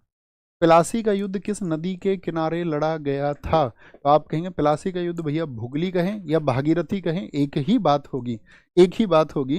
तो यहाँ पर सिराजुद्दौला किस पर भाग गया था? ऊंट पर बैठ करके भाग गया था, ऊंट पर बैठ करके। तो ये कब हुआ आपका? 23 जून को ये वॉर हुआ था, 23 जून को ये वॉर हुआ था, ये बात आपको याद रखना है। तो इसमें सिराजुद्दौला भाग गया, तो क्या वो परमानेंट भाग गया? तो आप कहेंगे नहीं, सिराजुद्दौला को पकड़ा गया किसके द्वारा? यहाँ पर क्या हुआ था आपका प्लासी के वॉर में दो साइड है, कौन कौन सी दो साइड है बताना। प्लासी के वॉर में एक तरफ तो था आपका क्या बोलेंगे सिराज, यानी कि सिराजुद्दौला, और इसके खिलाफ कौन थी? आपकी अंग्रेज सेना, ईस्ट इंडिया कंपनी। लेकिन सिराजुद्दौला का जो सेनापति था वो कौन था? सिराज का सेनापति, उसका नाम बताओ मुझे। तो इसका सेनापति हुआ करता था मीर जाफर। मीर जाफर क्या है? मीर जाफर बंगाल का नवाब होने के लालच के बदले में किससे मिल गया था? ईस्ट इंडिया कंपनी से। तो इसने जो सेना थी और इसके साथ में राय दुर्लभ, दोनों ईस्ट इंडिया कंपनी की तरफ मिल गए। तो सिराज की सेना जो थी 50,000 की, वो लड़ी ही नहीं और सिराज समझ गया और भाग गया। तो सिराज जब भाग रहा था तो इस मीर जाफर का बेटे का नाम है, मीर जाफर का बेटा है मीरन, वो भी इसके पीछे पीछे गया और इसने ढूंढ करके, मीरन ने क्या किया था? सिराज की गर्दन काट दी थी, सिराज की गर्दन काट दी थी। अब एक क्वेश्चन बनेगा, प्लासी की युद्ध को एक दुख भरी रात किसने कहा है? प्लासी के युद्ध को दुख भरी रात किसने कहा है? प्लासी के युद्ध को दुख भरी रात बताएं जी, दुख भरी रात किसने कहा है? तो वो एक लेखक हैं नवीन चंद्र सेन। क्या बोलोगे? नवीन चंद्र सेन ने ये बात कही है, नवीन चंद्र सेन ने। ओके, अब कभी भी क्वेश्चन पूछेंगे तो ये तो हमेशा बता देंगे दोस्त कि प्लासी की लड़ाई जो है वो अंग्रेजी राज की स्थापना का कारण मानी जाती है, स्थापना की शुरुआत का कारण मानी जाती है। बताएं क्या लिखोगे? तो शुरुआत कहेंगे या स्थापित हो गया था इससे शासन? तो आप क्या कहेंगे भैया? प्लासी का युद्ध तो शुरुआत है और बक्सर के युद्ध को माना जाता है कि वो स्थापना का कारण बना। बहुत बढ़िया मिस्टर अक्की ठाकुर, हमेशा अच्छा आंसर। इनमें से किसने भारत में अंग्रेजों का सर्वाधिक विरोध किया था? तो कौन है अंग्रेजों का सर्वाधिक विरोध करने वाले? मराठा हैं। अंग्रेजों ने मराठाओं से कितने युद्ध लड़े थे भैया? 3 युद्ध लड़े, 1775 से 82, ये फर्स्ट वॉर था। सेकंड वॉर जो अंग्रेजों से लड़ा इन्होंने वो था आपका 1700 नहीं सॉरी 1803 से 1805 था, 1803 से 1805 था। और जो थर्ड वॉर था वो लड़ा था इन्होंने 1817 से। ये मैंने आज ही क्लास में आपको पढ़ाया था 1 बजे। किस किस को आज 1 बजे वाली क्लास के कौन कौन बच्चे हैं? थम्स अप करो। क्या बोलेंगे? तो भैया यहाँ पर क्या हुआ, अंग्रेजों में जो रघुनाथ राव था वो ईस्ट इंडिया कंपनी से मिल गया और 1775 में उसने एक संधि साइन की, सूरत की संधि। क्या? सूरत की संधि। तो अंग्रेज फिर आपका इनके बीच में संघर्ष हुआ, लेकिन फिर 1782 में एक संधि हुई, उसका नाम क्या है? उसका नाम बताएं फटाफट से। तो वो थी सालबाई की संधि। तो कभी भी पूछे प्रथम अंगल मराठा युद्ध, पहली बात तो कितने युद्ध हुए अंगल मराठा, यानी कि अगर मैं पूछूं अंग्रेज और मराठाओं के बीच कितने युद्ध हुए थे, तो 3 युद्ध हुए टोटल, जिसमें से पहले की शुरुआत किससे हुई? सूरत की संधि से। खत्म किससे हुआ? सालबाई ट्रीटी से अंत हुआ उसका, एक दूसरे को क्षेत्र वापस कर दिए। जो पेशवा थे माधव राव नारायण द्वितीय, उनको पेशवा स्वीकार कर लिया गया था। यहाँ पर बहुत सारी संधियां हुई थी, जैसे 1803 में कौन सी संधि हुई थी? एक तो हुई थी इसमें अर्जुन गांव की संधि, एक आपका देवगांव की संधि हुई थी। 1805 की संधि बहुत इंपॉर्टेंट, 1805 में एक संधि हुई थी, उसका नाम है राजापुर घाट ट्रीटी। कौन सा? राजापुर घाट संधि। राजापुर घाट संधि बहुत इंपॉर्टेंट है, ये मराठाओं के साथ में ही की थी। 1817-18 में यहाँ पर एक संधि साइन हुई थी, मंदसौर की संधि। कौन सी? मंदसौर संधि कब साइन हुई थी आपका? तो 1818 में हुई थी। ये किसके साथ में हुई थी? आपका जो होलकर थे, होलकर सम्राटों के साथ में ईस्ट इंडिया कंपनी ने कर ली थी। क्वेश्चन क्या है, 1818 की घटना यहाँ पर याद रख लेना। क्या हुआ था यहीं पर 1817 में, क्या हो गया था, मराठा संघ खत्म हो गया था। मराठा संघ का खत्म, यानी कि अबोलिशमेंट ऑफ मराठा एम्पायर, ये कब हुआ, 1817 में ये हुआ था। ये हमको पता होना चाहिए। तीनों वॉर पता होना चाहिए, उनकी डेट पता होना चाहिए, कौन कौन सी ट्रीटी उनमें साइन हुई है। तो यहाँ पर कौन सी हुई है, मंदसौर की ट्रीटी। मंदसौर की ट्रीटी का दूसरा नाम क्या है, तो उसको भैया हम मंडेश्वर ट्रीटी भी बोलते हैं, मंडेश्वर। तो एग्जाम में कभी मंडेश्वर मिले या आपका मंदसौर मिले तो आपको पता होना चाहिए। केटू के बाद भारत में निम्नलिखित में से कौन सी द्वितीय सर्वोच्च पर्वत शिखर है, दूसरे नंबर का। तो पहले तो केटू, केटू का क्या नाम है, तो केटू का नाम है भैया आपका गॉडविन ऑस्टिन। गॉडविन ऑस्टिन नाम है। और गॉडविन ऑस्टिन की जो ऊंचाई है वो कितनी है, वो है आपका 8611 मीटर। तो जो सेकंड है आपका, सेकंड इसमें आती है आपका, क्या बोलेंगे, कंचनजंगा, 8598 मीटर। क्या बोलोगे, 8598 मीटर होगा। तो थर्ड कौन सी आ जाएगी, थर्ड बताओ आप मुझे, थर्ड बताना है आपको। तो तीसरी ऊंची चोटी आ जाती है भारत की नंगा पर्वत। और कितनी हाइट है उसकी, नंगा पर्वत की हाइट है साथी भारत में 8126 मीटर है। ओके। और दुनिया की सबसे ऊंची चोटी कौन सी है, दुनिया की सबसे ऊंची वो किस देश में है, तो दुनिया की सबसे ऊंची है भैया आपका, दुनिया की सबसे ऊंची, उसका नाम है आपका mount Everest. Mount Everest, mount Everest को नेपाल में क्या बोलते हैं, उसको सागर माथा बोलते हैं। और इसकी हाइट लिखो सारे लोग, सागर माथा कहाँ पर है, नेपाल में है। और कितनी हाइट है इसकी, 8848 मीटर है। 8848 मीटर क्या है इसकी हाइट है, जो हमको पता होनी चाहिए। डोडा बेट्टा चोटी निम्नलिखित में से कौन सी पहाड़ी श्रृंखला पर स्थित है, डोडा बेट्टा। तो डोडा बेट्टा कार्डामम पहाड़ियाँ, कार्डामम जिनको हम बोलते हैं इलायची की पहाड़ियाँ, या इलायची की पहाड़ियों में वो स्थित है, या अन्नामलाई पहाड़ियों पर, या नल्लामलाई पर, या आपका नीलगिरी पर। नीलगिरी पहाड़ियों पर, नीलगिरी पहाड़ियों को हम क्या बोलते हैं, इन्हीं को नीले मतलब ब्लू माउंटेन इनको कहा जाता है, ब्लू माउंटेन। मुझे बताओ किस स्टेट में स्थित है ब्लू माउंटेन्स। तो ब्लू माउंटेन्स क्या होता है दरअसल में, ये भारत है, हाँ जी भैया। तो ये कौन सा घाट है भैया, ये वेस्टर्न घाट है। ये कौन सा घाट है, ये ईस्टर्न घाट है। तो वेस्टर्न घाट और ईस्टर्न घाट का जो मिलन बिंदु है, वेस्टर्न घाट और ईस्टर्न घाट का जो मिलन बिंदु है वही क्या है, वही है साथी आपका नीलगिरी हिल्स। क्या है, वही आपका नीलगिरी हिल्स है, नीलगिरी हिल्स है। ठीक है। जैसे अन्नामलाई पहाड़ियाँ लिखा हुआ है यहाँ पर, अन्नामलाई पहाड़ियाँ, तो ये क्या है, ये प्रायद्वीपीय जो भारत है, यानी कि जो आपका पेनिनसुलर इंडिया है, इस पे अन्नामलाई पहाड़ियों पर उन पर सबसे ऊंची चोटी है, वो है अनाईमुडी। कौन सी, अनाईमुडी। अनाईमुडी, अनाईमुडी क्या है आपका दक्षिण भारत की सबसे ऊंची चोटी है। क्या है, जो साउथ इंडिया बोले या पेनिनसुलर इंडिया बोले या प्रायद्वीपीय भारत कहें या साउथ इंडिया कहें, दक्षिण भारत की सबसे ऊंची चोटी। मैं आपसे जानना चाहूँगा इसकी हाइट कितनी है, दक्षिण भारत की जो सबसे ऊंची चोटी है उसकी हाइट कितनी है। तो उसकी हाइट है साथी आपका 2695 मीटर। क्या बोलेंगे, 2695 मीटर।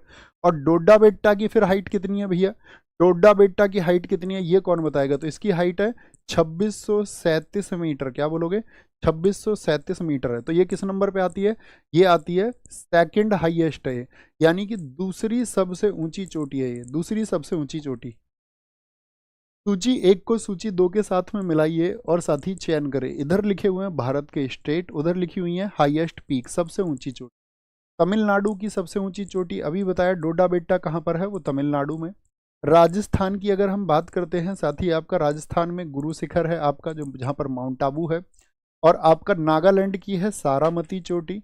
और मध्य प्रदेश की सबसे ऊंची चोटी है आपका धूपगढ़ की चोटी। तो क्या बन जाएगा आंसर बताइए, 4 से शुरू हो जाएगा, उसके बाद में राजस्थान गुरु शिखर है, तो 4 के बाद में 3, यानी कि ऑप्शन डी जो है वो एकदम से सही हो जाएगा।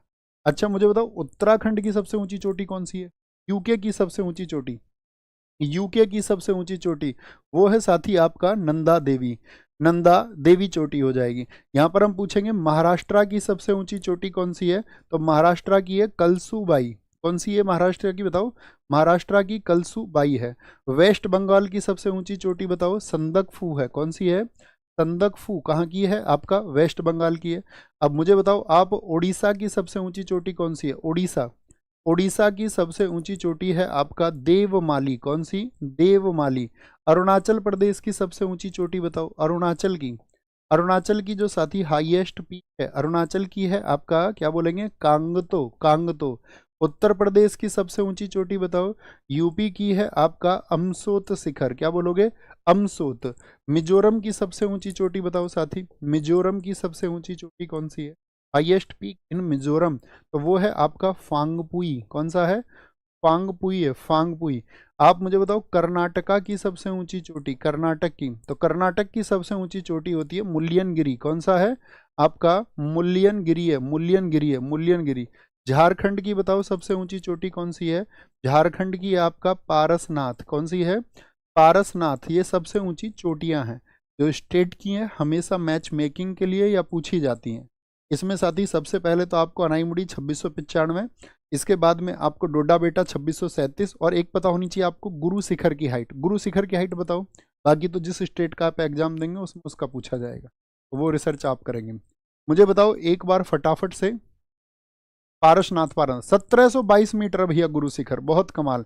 इसकी हाइट भी लिख लेना, ऊपर इससे हालांकि 5 मीटर और है, जब हम इसको घूमने गए देखने गए तो 1722, वैसे 1722 कही जाएगी। निम्नलिखित में से कौन सा युग्म सुमेलित नहीं है, गडजात की पहाड़ियां क्या उड़ीसा में है, आप कहेंगे हाँ जी भैया।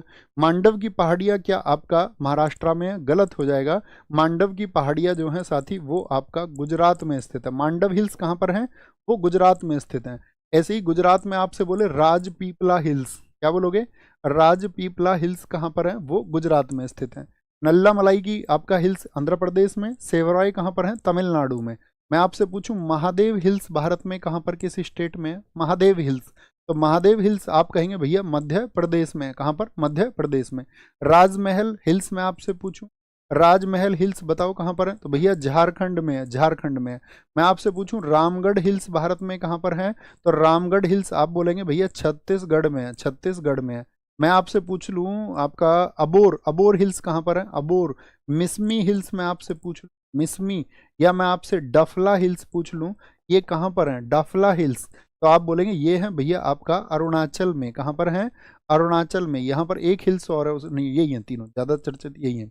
अच्छा, सबसे तो इम्पोर्टेंट आप जानती हैं गारो खासी जयंतिया, वो कहाँ पर है बताओ जरा, गारो हिल्स कहाँ पर है, गारो खासी जयंतिया। पिछली प्रैक्टिस की वजह से, अच्छा आप में से इतने कितने साथी थे जिन्होंने पहला नायक किया था पिछले साल वाला, पिछले साल वाला जिन्होंने लेट किया हो, 4 महीने पहले किया हो, 6 महीने पहले किया हो, तो नायक भी कर चुके हो, तो अभी आपके लिए बहुत सारी चीज़ें फिंगर टिप्स हो जाएंगी, फिंगर टिप्स हो जाएंगी। तो इसका मतलब है अब जो चीज़ें हम बढ़ रहे हैं और पुरानी चीज़ों को याद कर रहे हैं तो बहुत कमाल होगा, ठीक है। कोई दिक्कत, कोई परेशानी, बोलो जी फटाफट से। तो आप कहेंगे गारो खासी जयंतिया, ये आपका कहाँ की है, मेघालय की। इन तीनों में वर्षा सबसे ज़्यादा कहाँ पर होती है, तो वो खासी में होती है।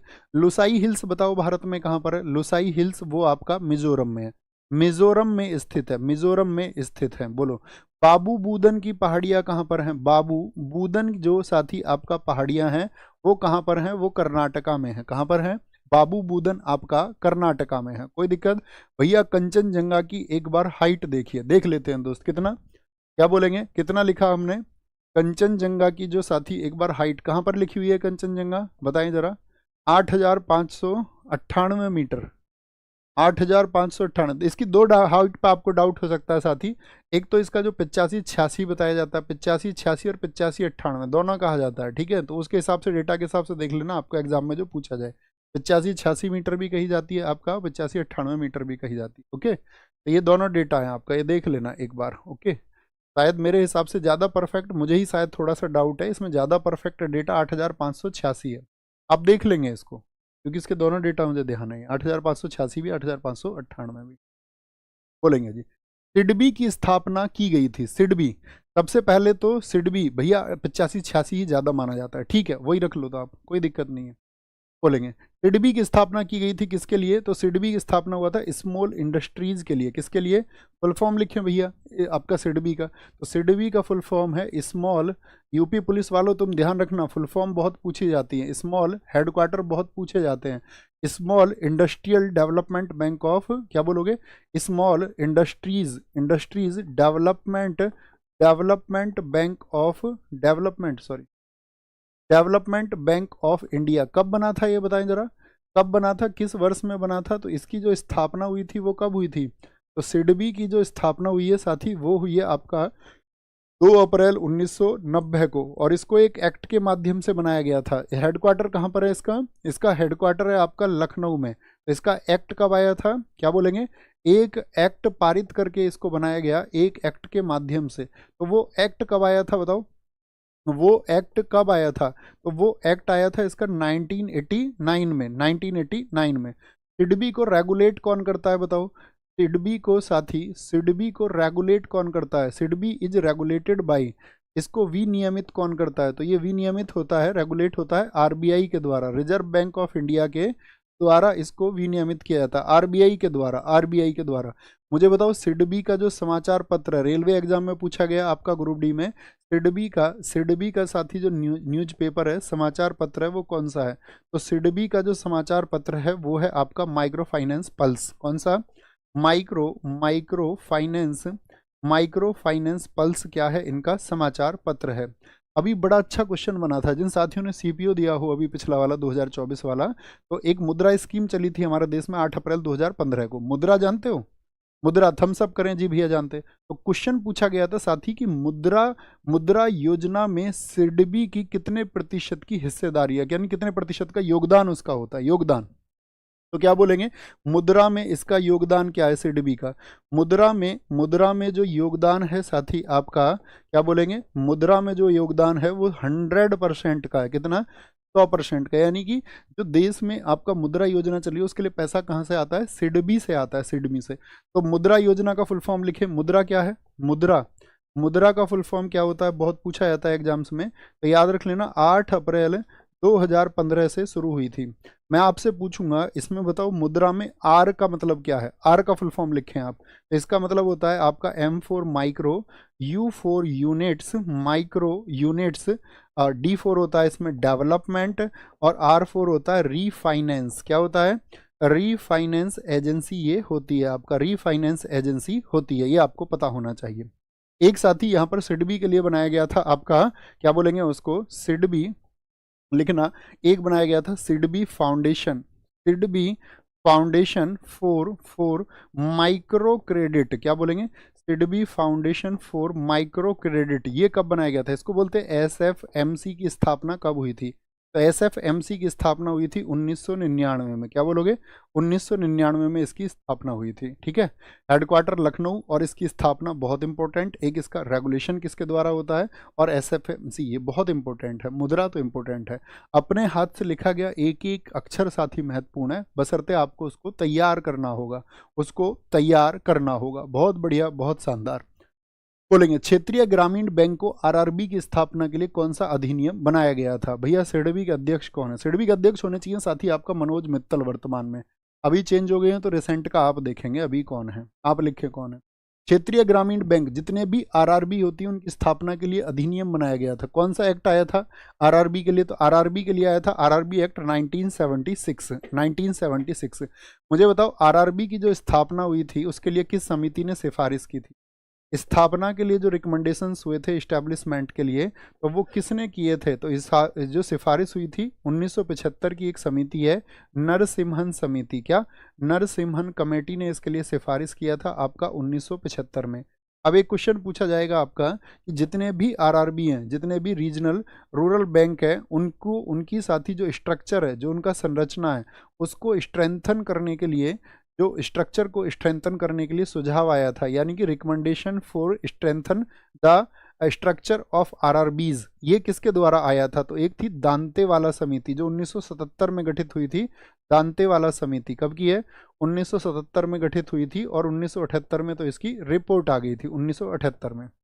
मुझे बताओ भारत का जो पहला आरआरबी खोला गया था वो साथी, पहला यही बता दीजिए, जो पहला रीजनल रूरल बैंक, यानी कि पहला जो साथी आपका क्षेत्रीय ग्रामीण बैंक बना था वो कब बना था? तो वो बना था 2 अक्टूबर 1975 को, और ये बना था आपका, इसका नाम था प्रथमा बैंक। क्या? प्रथमा बैंक। किस राज्य में खुला था? ये भैया मुरादाबाद में, जो कि कहाँ पर है आपका? मुरादाबाद यूपी में स्थित है। कहाँ पर? यूपी में स्थित है। इसके लिए अध्यादेश कब आया था? इसके लिए ऑर्डिनेंस कब जारी हुआ था? तो इसके लिए ऑर्डिनेंस आया था 26 सितंबर 1975 को।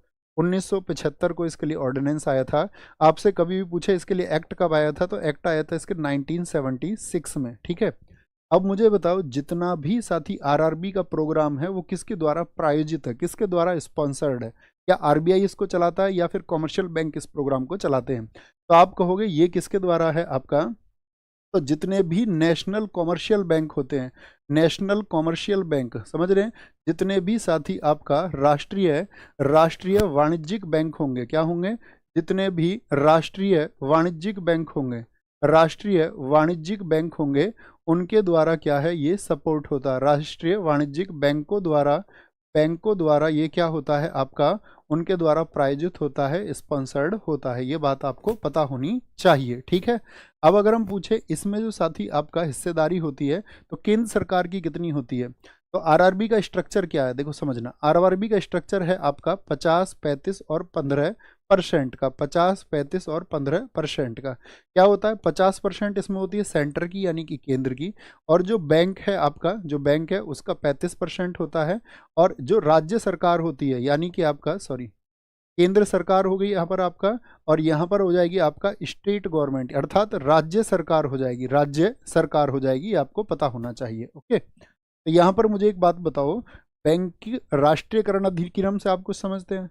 बैंकों का राष्ट्रीयकरण पहली बार कब हुआ था, बताएंगे, कितने साथी बताएंगे? तो हम आपको एक दिन बताएंगे, 14 जो आपका कब हुआ था, 14 बैंकों को जो हुआ 19 जुलाई 1969 को, ठीक है, जब इंदिरा गांधी जी के, और फिर एक बार हुआ था आपका कब, जब अप्रैल 1980 में हुआ था, 6 बैंकों का राष्ट्रीयकरण हुआ था 1969। बहुत बढ़िया किया जी, एकदम ठीक आंसर है आपका, विकेश भाई एकदम सही आंसर है, यशस्वी द्विवेदी। प्रथम भूमि विकास बैंक, जो पहला फर्स्ट लैंड डेवलपमेंट बैंक था, वो खुला था आपका कहाँ पर साथी, आपका झांग में खुला था, झांग में। झांग पड़ता है जालंधर में, जालंधर बोले तो पंजाब में, पंजाब में, लेकिन तब इसकी वर्किंग शुरू नहीं हुई थी। वर्किंग इसकी स्टार्ट हुई है 1929 चेन्नई से। क्या बोलोगे, कार्य करना जो शुरू हुआ था वो हुआ था आपका चेन्नई वाले का 1929 में, 1929 में, ये आपको पता होना चाहिए। एक्जिम बैंक ऑफ इंडिया की स्थापना कब की गई थी? एक्जिम बैंक, पहले बात तो फुल फॉर्म लिखे एक्जिम का, तो एक्जिम क्या होता है, एक्स फॉर एक्सपोर्ट, एक्सपोर्ट का मतलब क्या होता है, निर्यात, और IM फॉर क्या होता है, इंपोर्ट होता है, तो ये एक्सपोर्ट इंपोर्ट बैंक है। तो क्वेश्चन पूछा जाता है एक्जिम बैंक का उद्देश्य क्या है, एक्जिम बैंक किस उद्देश्य के लिए स्थापित किए गए हैं?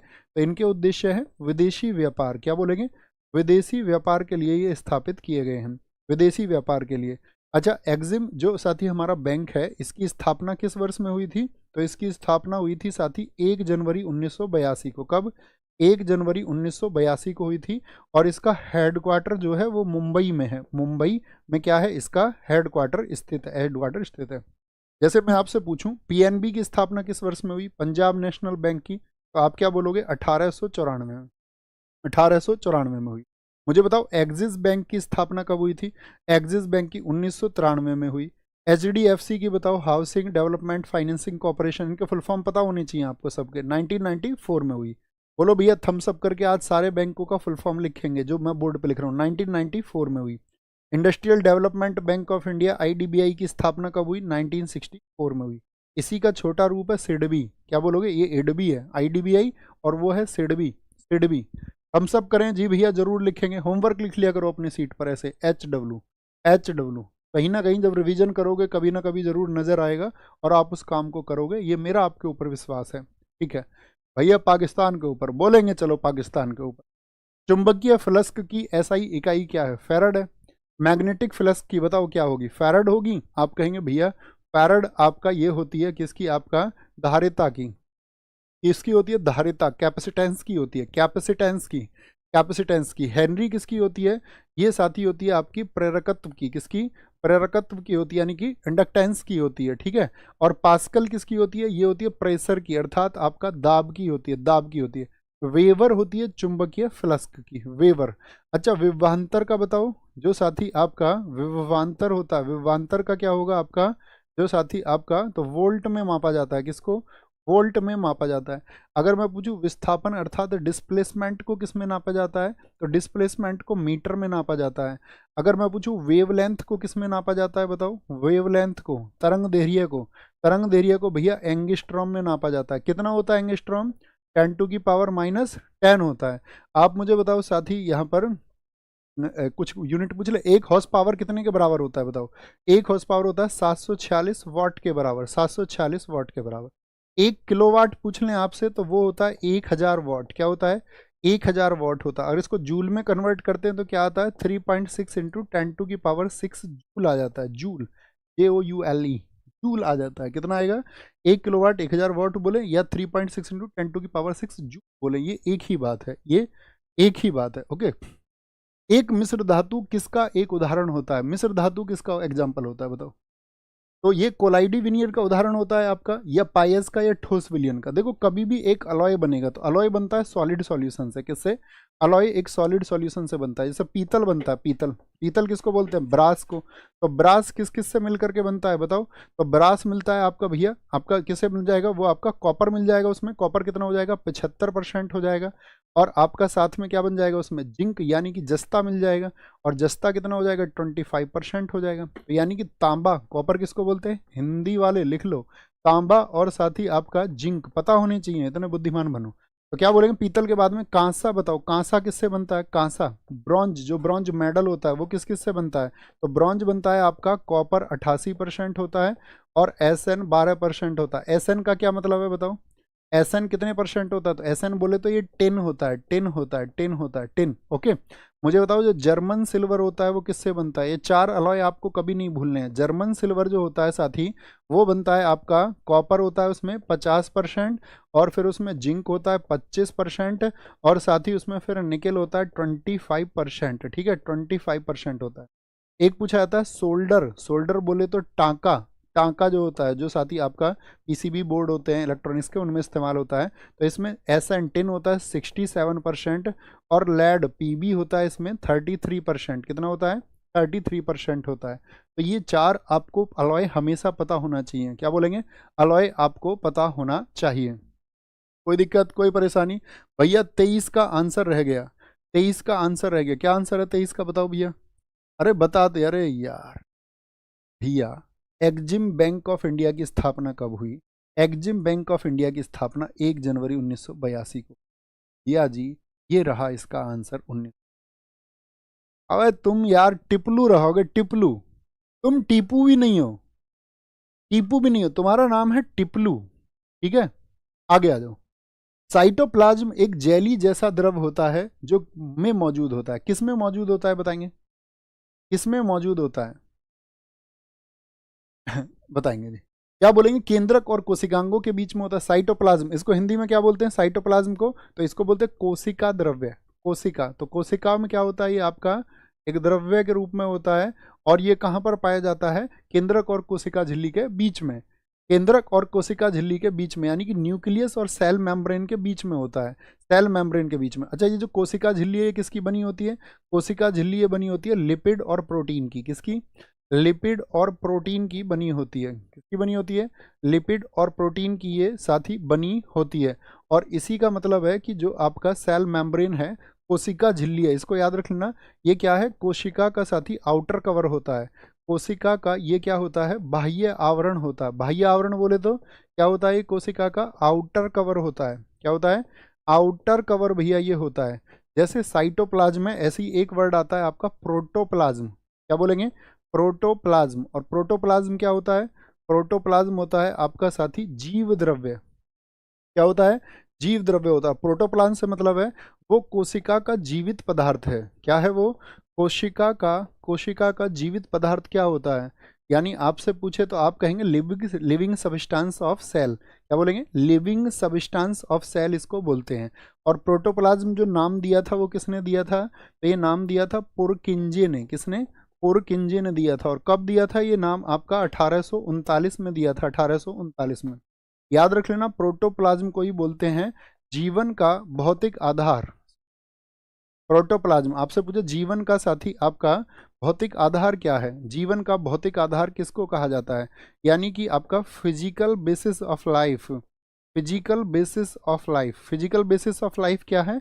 वो प्रोटोप्लाज्म है। ठीक है, जिसको हम जीव द्रव्य भी बोलते हैं, या जिसको हम बोलते हैं आपका साथी लिविंग सब्सटेंस ऑफ सेल, यानी कि कोशिका का जीवित पदार्थ भी कहा जाता है। एक पशु के शरीर की सबसे बड़ी कोशिका इनमें से क्या होती है? तो पशु के शरीर की सबसे बड़ी कोशिका होती है न्यूरॉन। क्या बोलोगे? न्यूरॉन। जो कि न्यूरॉन क्या करते हैं? मस्तिष्क में, आपके माइंड में जो इन्फॉर्मेशन है उसका जो आदान प्रदान करता है, आदान प्रदान करते हैं। ओके। और साथ ही यहाँ पर न्यूरॉन को ही हम कहते हैं उत्तेजनीय कोशिका। क्या बोलते हैं इसको? उत्तेजनीय कोशिका। कभी भी पूछ ले आपसे एक्साइटेबल सेल कौन सी है जो आपको एक्साइट करती है किसी चीज़ के लिए, तो क्या बोलेंगे आप साथी? Excitable cell. एक्साइटेबल सेल कौन सी है आपका? तो वो न्यूरॉन होती है, न्यूरॉन। अगर मैं आपसे पूछूं, जैसे वहाँ पर कोशिका लिखा हुआ है कि सबसे बड़ी कोशिका, अब मैं क्वेश्चन आपसे कोशिका से ही पूछ लेता हूँ कि कोशिका क्या है। तो जीव की सबसे छोटी इकाई कौन सी है? Smallest unit. क्या बोलेंगे? जीव की सबसे छोटी इकाई, यानी smallest unit of living organism. जीव की सबसे छोटी इकाई, smallest unit of living organism, वो कौन सी होती है? वो सेल होती है, कोशिका होती है। अगर मैं आपसे पूछूं, जो जंतु कोशिका है, यानी कि जो एनिमल सेल है, एनिमल सेल में वॉल होता है या नहीं? जंतु कोशिका में भित्ति होती है या नहीं? कितने साथी बताएंगे? जो साथी अगर यहाँ पर पूछ रहे हैं हम जंतु कोशिका, जंतु कोशिका यानी कि एनिमल सेल में, कुछ क्वेश्चन बताना मुझे। जो जंती का कोशिका है, यानी कि जो आपका एनिमल सेल है, एनिमल सेल में साथी मैं पूछ रहा हूँ आपसे, इसमें आपका वॉल होती है, भित्ति होती है? इसमें नहीं। जंतु कोशिका में भित्ति पाई जाती है? तो आप कहेंगे नहीं भैया, नहीं पाई जाती। लवक की बात करें हम, प्लास्टिड पाया जाता है इसमें? आप कहेंगे नहीं। लेकिन अगर मैं बात करूं आपसे पादप कोशिका, यानी कि प्लांट सेल की, प्लांट सेल जो होती है पादप कोशिका, उसमें साथी आपका क्या बोलेंगे? ये दोनों पाए जाते हैं? हाँ जी। तो पादप कोशिका में अगर वॉल पाई जाती है तो उसकी भित्ति किसकी बनी होती है? बताओ जी। पादप कोशिका में जो आपका सेल वॉल है, जो कोशिका भित्ति है, वो किसकी बनी होती है? ये आप सबका आंसर होना चाहिए। तो आप क्या लिखेंगे? पादप कोशिका की जो भित्ति है वो भैया सेलुलोज की बनी होती है। बहुत बढ़िया रमीश, एकदम सही आंसर है। सलमा, एकदम से बहन सही आंसर आपने दिया है कि ये सेल वॉल होती है। किस देश के तेज गेंदबाज ने जेम्स एंडरसन ने संन्यास लिया? जेम्स एंडरसन ने संन्यास ले लिया। इंग्लैंड के थे, ऑस्ट्रेलिया के, वेस्ट इंडीज या अफ्रीका के? क्या बोलोगे भैया? इंग्लैंड के थे। कितने विकेट थे इनके टेस्ट में? टेस्ट में इनके विकेट थे 704। लेकिन टेस्ट में सबसे ज़्यादा विकेट किसके हैं? टेस्ट में इनके 704 विकेट थे। लेकिन क्या बोलेंगे ओवरऑल विकेट किसके हैं? श्रीलंका के मुथैया मुरलीधरन। उनके कितने विकेट है? 800 विकेट है। अभी बहुत सारे खिलाड़ी चर्चित हुए। आपका मोइन अली ने संन्यास ले लिया। मोइन अली किस देश के हैं बताओ? मोइन अली किस देश के हैं संन्यास लेने वाला? तो ये बोलेंगे इंग्लैंड का है। ट्रेंट बोल्ट किस देश का खिलाड़ी है जिसने संन्यास लिया? ट्रेंट बोल्ट किस देश का खिलाड़ी है जिसने संन्यास लिया? तो ट्रेंट बोल्ट है आपका न्यूजीलैंड का।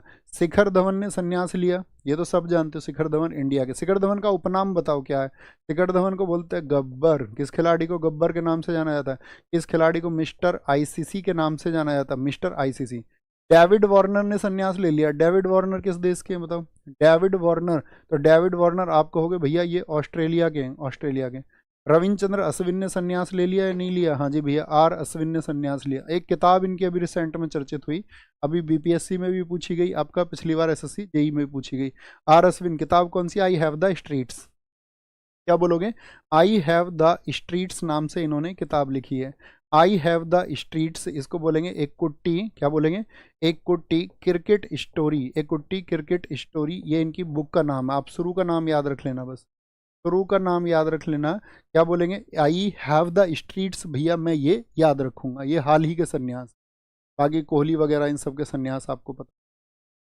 पेरिस ओलंपिक 2024 की पदक तालिका में भारत का स्थान कौन सा रहा? आज आपको साथी एक होमवर्क और देते हैं साथ में कि पेरिस ओलंपिक की जो आपकी करंट अफेयर्स की वीडियो है, किसकी है? करंट अफेयर्स की जो वीडियो है, कोई भी एक वीडियो आप पूरी कर लेंगे, ठीक है? करंट की किसी वीडियो से पेरिस ओलंपिक का डेटा आज आप एक पेज खाली छोड़ देंगे और पेरिस ओलंपिक से आपका जो भी एग्जाम है आने वाला, उसमें क्वेश्चन आएगा, आपसे हमेशा पूछा जाएगा। बहुत बढ़िया, वेरी गुड। बोलो जी, फटाफट से बताएंगे, आंसर करें। सारे लोगों का आंसर आना चाहिए। क्या बोलेंगे? पेरिस ओलंपिक भारत का स्थान कौन सा रहा था भैया? इसमें 71वां स्थान रहा था। अगर मैं आपसे पूछूं जो पिछला ओलंपिक हमारा हुआ था टोक्यो का, उसमें हमारा क्या स्थान था? उसमें हमारा क्या स्थान था? तो हमारी स्थिति और गिर गई। कितने मेडल आए हमारे इस बार? तो इस बार हमारे मेडल आए थे भैया एक तो आया था सिल्वर और 5 आए थे ब्रॉन्ज। कोई गोल्ड हमारा नहीं आया था, कोई गोल्ड हमारा नहीं आया था। पेरिस ओलंपिक में ये कौन सी बार था बताओ जरा फटाफट से, थोड़े थोड़े फैक्ट बताओ। ये तीसरी बार हुआ था पेरिस ओलंपिक में, ठीक है? तीसरी बार। पहले 1900 में हो चुका था, फिर 1924 में हो चुका और अभी उसके 100 सालों के लिए यानी कि 2024 में हुआ। कौन से ओलंपिक थे ये? 33वें ओलंपिक थे। 33वें ओलंपिक ये थे आपका। किस नदी के किनारे हुए बताना, किस नदी के किनारे हुए थे? तो नदी का नाम है सीन। सीन नदी के किनारे ये आपका हुआ था। कब से कब तक चला? तो 26 जुलाई से लेकर के आपका 11 अगस्त तक। ये मैक्सिमम डेज चलता है इसका, 16 डेज चला। क्या बोलेंगे? 16 डेज चला। मुझे बताओ फर्स्ट रैंक किस देश की आई थी? फर्स्ट रैंक, तो फर्स्ट रैंक आई है यूएसए की। किसकी? यूएसए की, जिसने कितना आपका 40 गोल्ड थे इसके और शायद 44 या 45 सिल्वर थे। 40 गोल्ड, गोल्ड याद रखना आप, ठीक है। थीम क्या थी इस बार बताना? थीम क्या थी आपका? Let's move and celebrate. Let's move and celebrate. Let's move and celebrate, ये इस बार की थीम रही थी, ठीक है। शुभंकर कौन था बताना इस बार ओलंपिक खेलों में? जो शुभंकर मैस्कॉट होता है, तो मैस्कॉट था आपका द फ्रीज। क्या बोलेंगे? लाल टोपी वाले वो फ्रीज थे, ठीक है। और इस बार का जो साथी आपका आदर्श वाक्य रहा, इस बार का जो सेंटेंस था इनका, वो क्या था? Games wide open. क्या बोलेंगे? गेम्स वाइड ओपन, ये इनका स्टेटमेंट था। मुझे बताओ आईओसी अवार्ड किसको मिला? जो इंटरनेशनल ओलंपिक कमेटी है, पहला क्वेश्चन तो मेरा यही रहेगा, इंटरनेशनल ओलंपिक कमेटी कब बनी थी? कब बनी थी? 1894 में बनी थी। जो आईओसी अवार्ड मिला था ये किसको दिया गया था इस बार? तो ये दिया गया अभिनव बिंद्रा को। किसको? अभिनव बिंद्रा। अभिनव बिंद्रा की बुक बताओ, अभिनव बिंद्रा की बुक का नाम बताओ। तो क्या है इनकी? ए शॉट एट हिस्ट्री। 2008 के बीजिंग में, आपको पता होना चाहिए, शूटिंग में इन्होंने गोल्ड जीता था। अभिनव बिंद्रा, तो अभिनव बिंद्रा जो है साथी आपका, इनको मिला आपका, ये कौन से बने? सेकंड इंडियन बने। तो पहले भारतीय कौन है आईओसी अवार्ड पाने वाले? आईओसी अवार्ड पाने वाले ये थे आपका दूसरे। तो आईओसी अवार्ड पाने वाले पहले पूछे तो ये इंदिरा गांधी जी को मिल चुका है। कोई खिलाड़ी है बस सम्मान में दे दिया, इंदिरा गांधी। इंदिरा गांधी, हमारे यहाँ जो खिलाड़ी को मिलना चाहिए वो किसी और को मिल जाता है, ठीक है। क्या बोलेंगे इस बार? आप ये पढ़ लेंगे, थम्स अप करो। ये भैया हम एक अच्छा सा डेटा, एक पेज खाली रखेंगे और एक वीडियो देखेंगे कोई आपका, और उसमें से हम तैयार करेंगे। आदर्श सर का देख लेना। ये इस बार के 6 लोग हैं, 6 लोग हैं। तो एक ही ओलंपिक में देखो 2 जीतने वाली कौन बनी थी आपका? कांस्य। तो यहाँ पर देखो आपका कौन, ये मनु भाकर यहाँ भी थी और मनु भाकर यहाँ भी थी। एक ही ओलंपिक में 2 जीतने वाली पहली भारतीय बन गई मनु भाकर, ठीक है। सबसे कम उम्र के यानी कि युवा 21 वर्ष की एज में, 21 वर्ष की एज में अमन सहरावत बन गए। एक स्क्रीनशॉट ले लो इसका और अगले क्वेश्चन पे आ जाओ। भारत के 76वें गणतंत्र दिवस पर मुख्य अतिथि कौन थे? आज हमारी क्लास, अगर भैया नहीं आते वो आपका क्लास में, तो परफेक्ट हो जाती 1 पॉइंट आपका 30 आवर में। 1.5 घंटे की रखेंगे, ओके। क्या बोलेंगे? जोको विडोडो या लूला दा सिल्वा प्रोबोवो सुबियांतो। प्रोबोवो सुबियांतो किस देश से आए हैं बताओ? इंडोनेशिया से। इंडोनेशिया से हमारा बहुत पुराना संबंध है गणतंत्र दिवस के मामले में। कैसे बताना? इंडोनेशिया से। पहले मेरा क्वेश्चन बताओ, इस बार जो गणतंत्र दिवस पर झांकी निकली थी उसमें पहली झांकी कौन से आपका राज्य की रही थी? आपको बताना है। क्योंकि देखो जब 1950 में 26 जनवरी 1950 में हमारा पहला गणतंत्र दिवस था, तब भी साथी इंडोनेशिया से ही आए थे। सुकर्णो। कौन आए थे? सुकर्णो। ये साथी हमारे गेस्ट रहे हैं, अतिथि। सुकर्णो आए थे कहाँ से? इंडोनेशिया से। इंडोनेशिया से। मुझे बताओ दोस्त, आपका 1951 में कौन आया था? तो 1951 में आए थे आपका, 1951 में आए थे आपका त्रिभुवन विक्रम साहा। कौन आए थे? त्रिभुवन विक्रम आए थे, जो कि कहाँ से आए थे? नेपाल से आए थे। कहाँ से भैया? नेपाल से आए थे। 1952 में कोई आया था क्या हमारे यहाँ पर?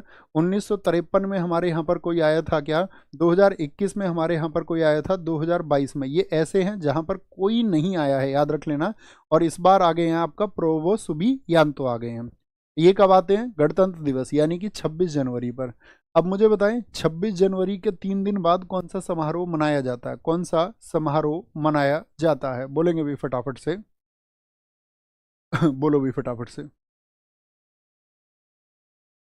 बोलो भी, बोलेंगे भैया। साक्षरता का आधार क्या? 5 वर्ष 1971 में किया गया या 1991? दोस्त 1971 की जनसंख्या के आधार पर ही 1991 में किया गया। आधार 1971 है लेकिन किया गया 1991 में, ओके। ये आपको पता होना चाहिए। तो यहाँ पर मुझे बताएं क्या बोला मैंने? तो वो समारोह बनता है हमारा बीटिंग रिट्रीट समारोह। क्या बोलेंगे? बीटिंग रिट्रीट समारोह। किस दिन होता है बीटिंग रिट्रीट समारोह बताओ? तो ये होता है भैया 3 दिन बाद 26 जनवरी के, यानी कि 29 जनवरी को होता है। गणतंत्र दिवस का समापन यही है, यानी कि हमारे देश में जो आपका गणतंत्र दिवस मन रहा है, रिपब्लिक डे मन रहा है, उसका साथ ही एक क्लोजिंग सेरेमनी होता है, ऐसे समझिए। कहाँ पर होता है? ये होता है विजय चौक पर, नई दिल्ली में। कहाँ पर? विजय चौक पर होता है आपका, नई दिल्ली में। क्या बोलोगे? नई दिल्ली में होता है। अभी मैंने आपसे एक बात पूछी थी, इस बार 2025 में जो प्रथम झांकी आई वो कौन सी रही थी? तो आप सब करंट अफेयर्स में इसको पढ़ते हैं। पहली झांकी आई थी आपका यूपी की, जिसका क्या थीम था? जिस झांकी का थीम था आपका महाकुंभ 2025। क्या था? महाकुंभ 2025, महाकुंभ 2025 याद रखेंगे, ठीक? और आज का आपका होमवर्क है। और दोस्त, होमवर्क से पहले मैं आपको बता दूं कितने दोस्तों ने ज्वाइन किया। सुबह सुबह आपका सुबह आपका 11 बजे से इंग्लिश का भी आपका जो 20 सेट का आपसे प्रॉमिस किया है संजीव सर ने, तो उसको आप लोगों ने ज्वाइन करना शुरू कर दिया है। तो जिन भी साथी जो भी एग्ज़ाम ऐसा देने वाले हैं जिसमें इंग्लिश आती हो, तो आपको इंग्लिश से साथी कभी डरना नहीं है। अपनी प्रैक्टिस बनाइए सर के साथ में। कभी भी सर प्रोग्राम लेके आए तो उनके साथ में जुड़िए, आपको एक दिन एक विश्वास जुड़ेगा। और धीरे धीरे धीरे आपकी प्रैक्टिस जब बहुत बेहतर हो जाएगी, आपका विश्वास भी जब बहुत बढ़ जाएगा, प्रैक्टिस के साथ में ही बढ़ता है वो, तो आप देखना आप इंग्लिश में भी उतना ही कमाल करेंगे। ओके, कोई दिक्कत, कोई परेशानी? तो आज का आपका होमवर्क आपको दे देते हैं। पहली बार गणतंत्र दिवस जो साथी परेड थी वो कहाँ पर आयोजित हुई? मैंने आपसे कहा होमवर्क का आंसर देना मैंडेटरी है। इससे ना तो कुछ ऐसा नहीं है कि आपको कुछ मिल जाएगा, हमें कुछ मिल जाएगा। ये सिर्फ और सिर्फ साथी आपका डिसिप्लिन को बिल्ड करता है, सिर्फ और सिर्फ आपका अनुशासन को ये नियमित करता है, अनुशासन को ये बनाता है। और आपको इसका आंसर देना है। बोलेंगे? कोई दिक्कत, कोई परेशानी? बोलेंगे भी? देखो साथियों, एक बात तो, पहली बात तो चीयर्स करो और भारत माता की जय के नारे के साथ में उद्घोष करो। देखो बहुत सारी खबरें आएंगी साथी आप सब लोगों के सामने, बहुत सारी सूचनाएं आपके सामने आएंगी। युद्ध की स्थिति के लिए आप जानती हैं कि आज मॉक ड्रिल की बात थी कि भाई पूरा देश उसके लिए ड्रिल करेगा। और आप एक बार अपनी सेनाओं को कहीं भी जिस तरह से भी आप अपनी संवेदनाएं भेज सकते हैं, जिस तरह से आप अपनी भावनाएं प्रेषित कर सकते हैं, तो आप सेना के लिए अपनी भावनाएं भेजना हमेशा किसी भी माध्यम से, और आप हर जगह इस बात के लिए उनको शक्ति देना। क्योंकि दोस्त, पहलगाम पे जो हमला हो चुका है, वो पहलगाम में जो हमला हुआ था, जो आतंकवादी हमला हुआ था, वह अगर हम बात करें कि वहाँ जो खून बहा वो सिर्फ निर्दोष लोगों का नहीं था, वह हमारे सब्र का था, हमारे देश के, इस पूरे देश के सब्र का खून था, हमारी चुप्पी का था। और अब देश ने जवाब देना आप जानते हैं शुरू कर दिया है।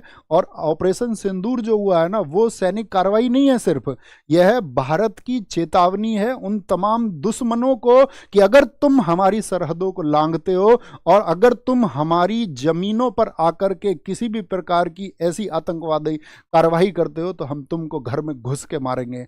ये ऑपरेशन साथी एक संदेश है कि भारत अब सिर्फ मोमबत्ती नहीं जलाएगा, अब गोलियों का जवाब गोलियों से दिया जाएगा, और साथ ही और भी जबरदस्त तरीके से दिया जाएगा। अब गोलियों का जवाब नीतियों से भी सरकार देगी। अब हमारे वीर सैनिकों के हाथ बंधे हुए नहीं है, अब उन्हें आदेश मिल चुका है कि दुश्मन जहां कहीं पर भी खड़े हुए हैं, दुश्मन जहां कहीं पर भी बैठे हुए हैं, उनको ढूंढो और ढूंढ करके उनको मारो। ये साथी मैं ये कहना चाहूँगा कि आप सब लोगों की भावनाएं इस समय पर हमारे देश की जो सेना है उसके साथ में हो जानी चाहिए, और हमारी ये भावनाएं हमारे देश की सेनाओं के साथ में है। और याद रख लेना, हमारे देश का अगर कहीं भी एक कतरा भी किसी व्यक्ति का बहेगा तो उससे कई गुना कतरा फिर हम उन आतंकवादियों का बहाएंगे। और ये हमारा विश्वास है हमारी सेना के ऊपर कि इस देश की तरफ से वो सेना इस कार्यवाही को करेगी, और इस भारतवर्ष के किसी भी व्यक्ति को कभी भी जब जरूरत पड़ेगी, हमारे देश को जब जरूरत पड़ेगी, तो हमारा इस देश के प्रत्येक व्यक्ति के साथ में विश्वास है कि वो कंधे से कंधा मिलाकर के उठ खड़ा होगा। और किसी भी कार्यवाही के लिए साथी हम हमेशा किसी भी समय एनी टाइम हम तैयार रहेंगे अपने देश के लिए, अपनी कंट्री के लिए। तो बोले जय हिंद, जय भारत, टेक केयर, नमस्ते, मिलते हैं कल, थैंक यू।